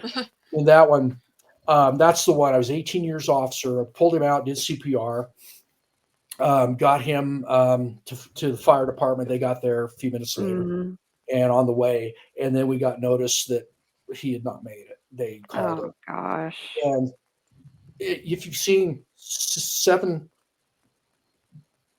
tough cops sitting there and just watch shoulders sag and heads drop. Oh yeah. Breathed deep, sucked it up, went and talked to the parents, got them on their way. Mom was in the ambulance with him. Dad went, got their kids, taking neighbors, got everything handled. Yeah. And then I was standing there, and it was my call, so I had to deal with everything. And I had a good lieutenant that day who walked over, and he put his arm around me. First time in my career, anybody ever asked me, he says, "Are you okay, brother?" Wow, the first time in your career. First time in my career. You said you were 18 years in at that 18 point? years, yeah. Dang. And I looked at him, and for the first time in my career, I said, "No, I'm not." Yeah. And he says, "Don't worry about your report." He says, "Go take care of yourself. And when you're okay, come on in and we'll take care of the report together." And so I went and sat in a church parking lot, backed up against a brick wall, because, got to protect yourself. Right. And I sat there and cried for an hour, just sobbed.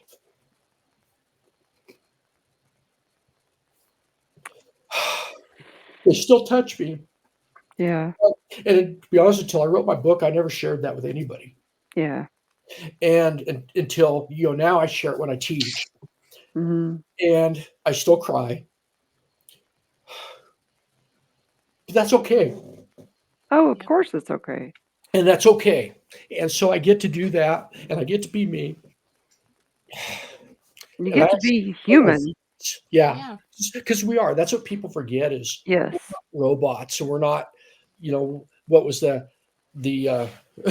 cop movie ones where they're like robot guys. Anyway, that's not us. We are people, and we're trying to do the best we can to help our community. And we make mistakes, but then you look at the aftermath, because you don't know how many officers I know that have committed suicide, died of alcoholism after they retired. I mean, so many things that, like when I was in detectives, my crew had 5 people. 2 of them are dead. No, 3 of them. Yeah, 3 of them are dead, and they were younger than me. Oh gosh. And I look at that, and I just, that's the things that just eat. And, and I'm, I love cops, and I love the military. Yeah. My daughter was in the military, my son, my grandfather, my brother-in-law, and numerous others. And the things they see. My son and I actually had this conversation. He's a smart kid. He was in 3 firefights a day in Afghanistan, almost blown up by rockets twice. And on his way out one day from a mission, his buddy stepped on an IED next to him, and so he was severely injured. Spent 4 years at Walter Reed, over 40 surgeries just so he could sort of walk again. And I mean, sort of walk. Traumatic. When I worked for Transit, I had for about a 6 or 8 week period, I had person after person in my area step in front of frickin' train every other day. And I'm picking up body parts and I'm photographing and taking evidence and gruesome stuff. And then, there's so many others that are even worse than that. And then you have the 40-year-old mother up the street who has had her dog for 15 years, and he's out there in the front yard with her, runs out and gets hit by a car in front of her. Oh, no. Okay? So whose trauma is worse? You can't. Exactly. Trauma is trauma. Trauma is trauma. Exactly. And that's why I suddenly realized, wow, my son, the story doesn't matter. It's the end result. And the end result is the same. Yeah. And so his story is way better than mine. Yeah. And mine's yeah. And more. But as you look at these things, the end result is what matters. Exactly. And so that's what I am working to help people through, is that end result. Yeah. And if we can do that, imagine if we can sit down. I love this conversation, by the way. And if we can sit down and have a conversation like this with people that don't agree on things, and I don't know what you guys think or feel about stuff, imagine how much better the world would be. Exactly. Yeah. And that's what I kind of figured is you can change the world one person at a time. But you have to start with yourself. Yeah. And then that ripples out to your family, and then that ripples out to your work and your community. And then pretty soon, man, we're all talking, and everything is so much nicer instead of all the crap I see now. I can't even watch the news anymore. It's hard. Yeah. I want to start a news station where everything's positive. That would be nice. You can. There's a lot of positive that goes on in the world, and people just don't know it. Yeah. You're right. You can do like what John Krasinski did during the pandemic, and he had like that little podcast going on for a while. I forget what it was called, but it was everything he shared was like something super good that was going on.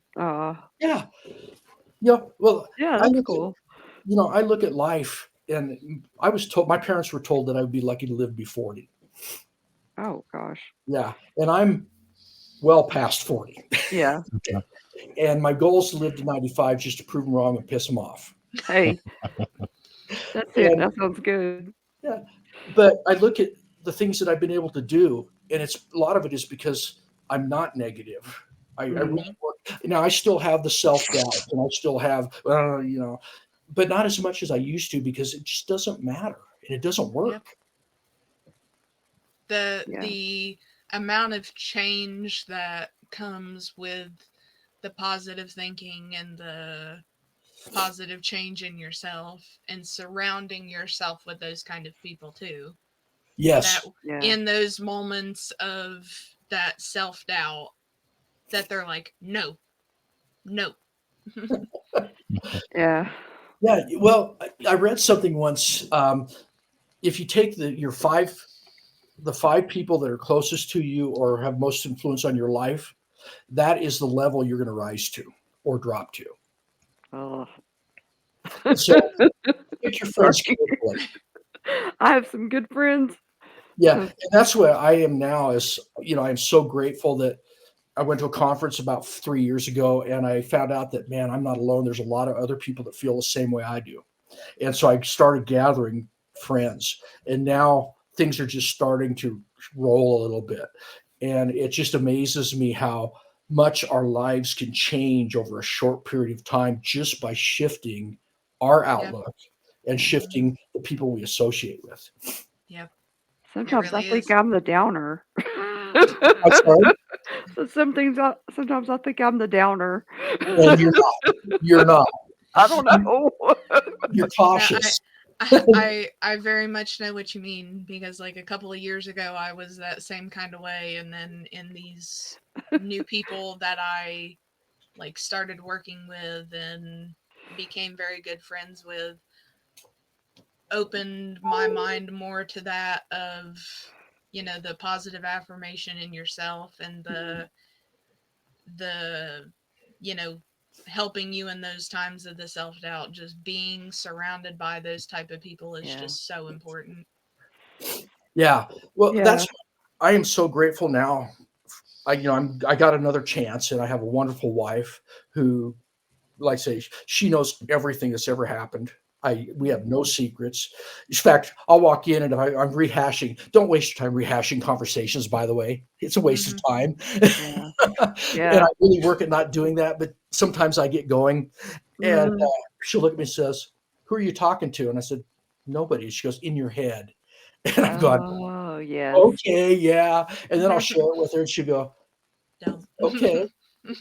Have you dealt with that?" I said, "Well, apparently not, because I'm still thinking about it." Yeah. And then it'll be gone. And so I'm grateful that she feels a lot the same way I do, because we can, work through things. And there's a lot of things we don't agree on, but out of our life, we work through these things. And it's like my first wife passed away, and so my kids don't have a mom. Mm. And I am so grateful for my wife now, who they actually, and I didn't say a thing, but they started calling her mom. Oh, that's good. Yeah. And that's how gracious of a lady she is. And so I got lucky. Yeah. But in another way, since if I had not changed me, Mhm. we would have gone out 3 or 4 times. She would have said, "Oh, you're a nice guy," but that would have been it. Yeah. And instead, we've been together now 9 years, and I think we're still going pretty strong. That's my opinion, so I'm sticking with Awesome. Good. That's great. it. And so it comes down to internal choices Mhm. and what we choose, what happens, or how we deal with what happens. That and how Absolutely. just how important communication on everything is. Yes. Yeah. Yeah. Absolutely. Yeah, absolutely. And that's a big part is, she and we talk, like we'll go sit in the hot tub for 2 hours, and all of a sudden we'll look over and go, "Holy, okay." Yeah. And we're talking the whole time about stuff, and it's it makes a big difference. Yeah. Yeah, absolutely. It does. That's true.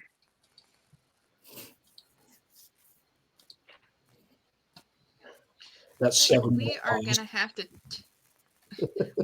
we're gonna have to take just a quick break real quick, but then we will be right back.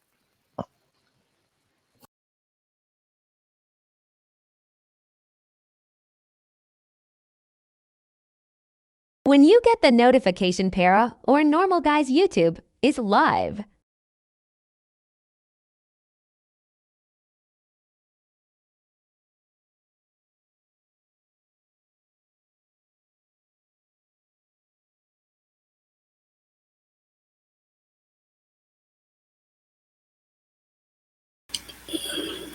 I love that one. Yeah, that was cute. I haven't seen that one before.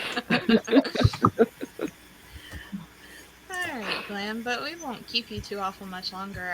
I really appreciate you sharing everything with us. It's Right on. it's Yeah. it's always very nice to hear, it in different ways that you're not alone with things. Yeah. Yeah. And it helps a lot mentally, and there needs to be less of a stigma around, you know, prioritizing mental health, and that our emotions are valid and they're okay, and we have to take care of ourselves. I was taught when I was a new cop that when you're running lights and siren, the idea is you have to get to the emergency. Mhm. You have to be very careful getting through intersections, etc. Because if you don't get there, what happens? that means you've had an accident. Now you've created a second emergency. Right. Mm-hmm.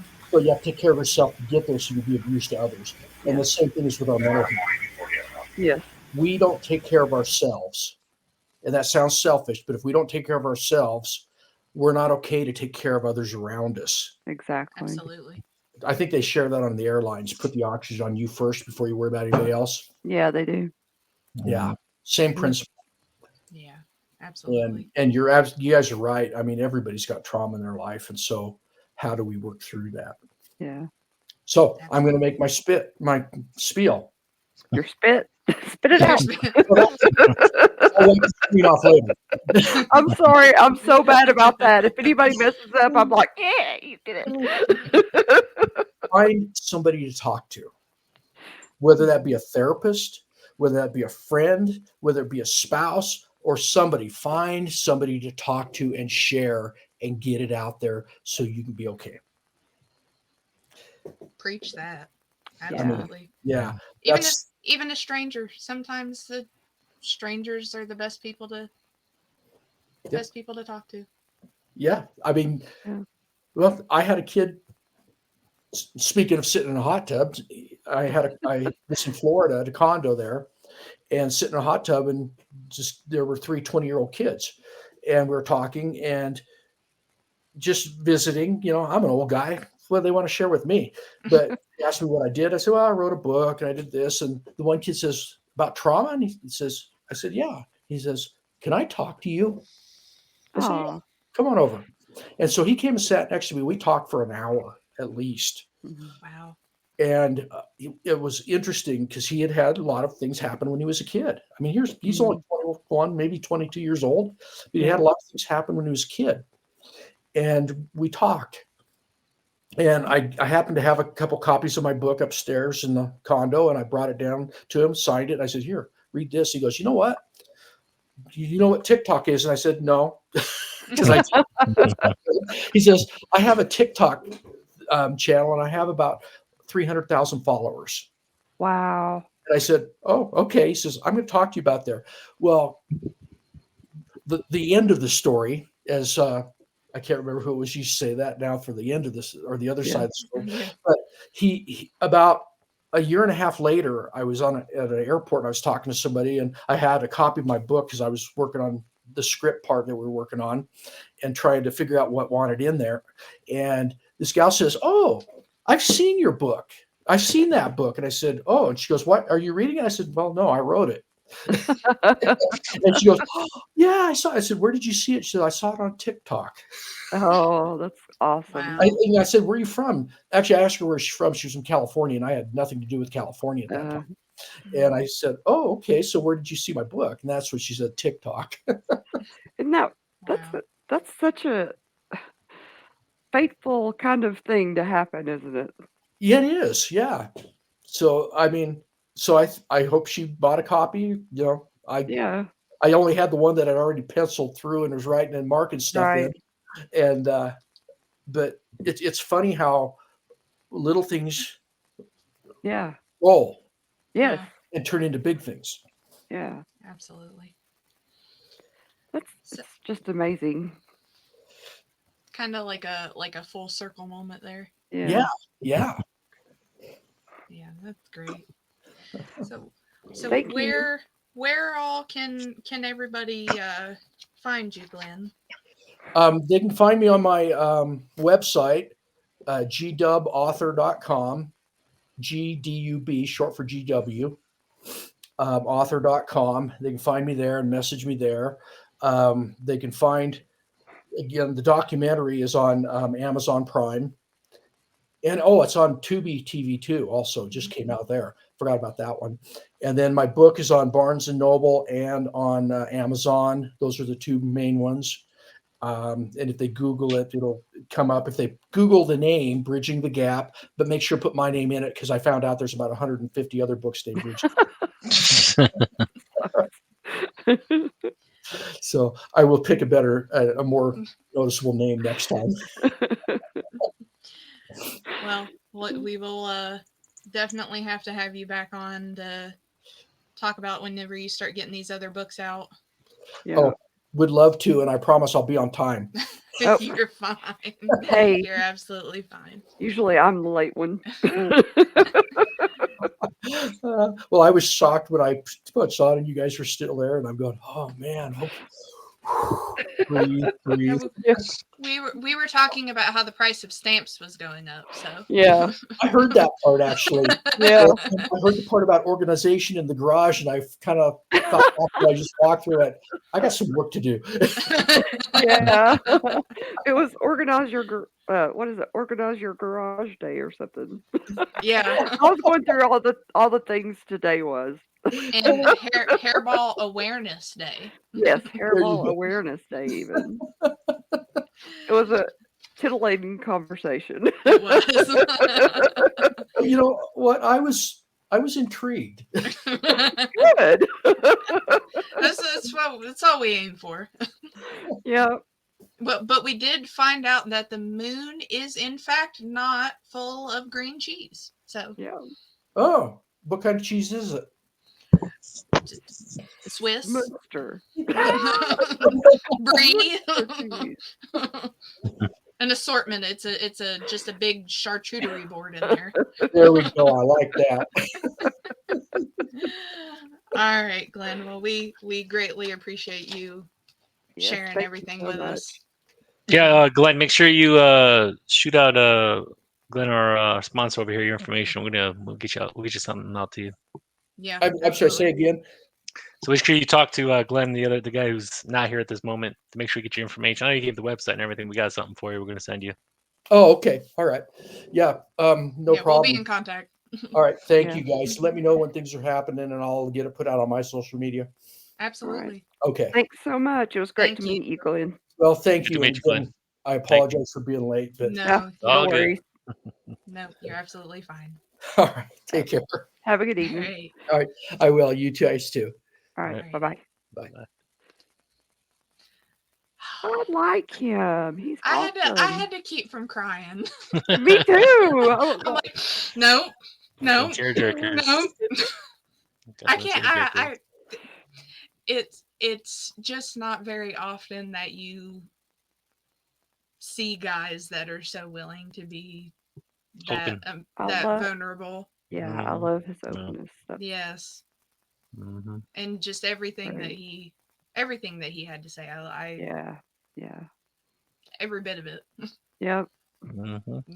Yeah, I have definitely got to read that book now. Me too. I want to watch that thing on Tubi too. Yes, Tubi yes, too. absolutely. And again, it was. Is there something going on at home? Yes. On Amazon and on Tubi. Hmm. All right, but so I apologize. I keep trying to talk over you. we would both start talking at the same time. I thought of I'd think of a question. I was like, You just start raising your hand like, oh wait, me first. Exactly. That's what I need to do. I got a We'll question. just get little Question. signs. Yeah, a little Mhm. sign. Little sign you Question. hold up. My turn. My turn. Yeah, no, just question. Yeah. Oh gosh. Yeah, we will definitely have to have him back on. Yeah. Oh, he's yeah. That was awesome. great. Yeah. But gotta- so, tomorrow, we have the Misfits at 9. And we are going to have ukulele playing voiceover actress Kristen Knowlton. So that'll be fun. And then, of course, you can check out Sports Insider with Sportcat and the Lit Men on Monday at 7. That will be, Jeff will kill me. It's week 3 or 4 of the UFL going on. Yeah. We'll find some nice butts. Then Wednesday with the para or normal guys at 9, we have the battle of the two Nicoles. We've got Nicole Kerr, who is a #1 bestseller for her book, You Are Deathless, and Nicole Strickland. And then back here next Friday on Grin Guardian Gang, we have Brian Townsend, who is a speaker and a trainer, a supervisory special agent, and retired from the DEA in Eagle 6 training. And then we have a little fun one on Sunday that will come out, I believe, the following Wednesday. We have a special interview with for Paranormal Guys with Sean Parker, who is out of the UK, and he owns a haunted castle or mansion. Cool. So we're gonna chit chat about all that. Nice. You guys got anything? Where are you guys gonna be this week? Just same Hanging here. out. I'll Yeah. be with you. I'll be with Same you. That channel, same time. Yeah. Well, thank you all so much for tuning in. Make sure you like, subscribe, comment, Share. check out Paranormal Guys, Misfits, Sports Insider, and we'll see you Come back here. Yeah, we'll see you back here next week. All right. Y'all Have a good night. Oh. Bye. Bye. Bye.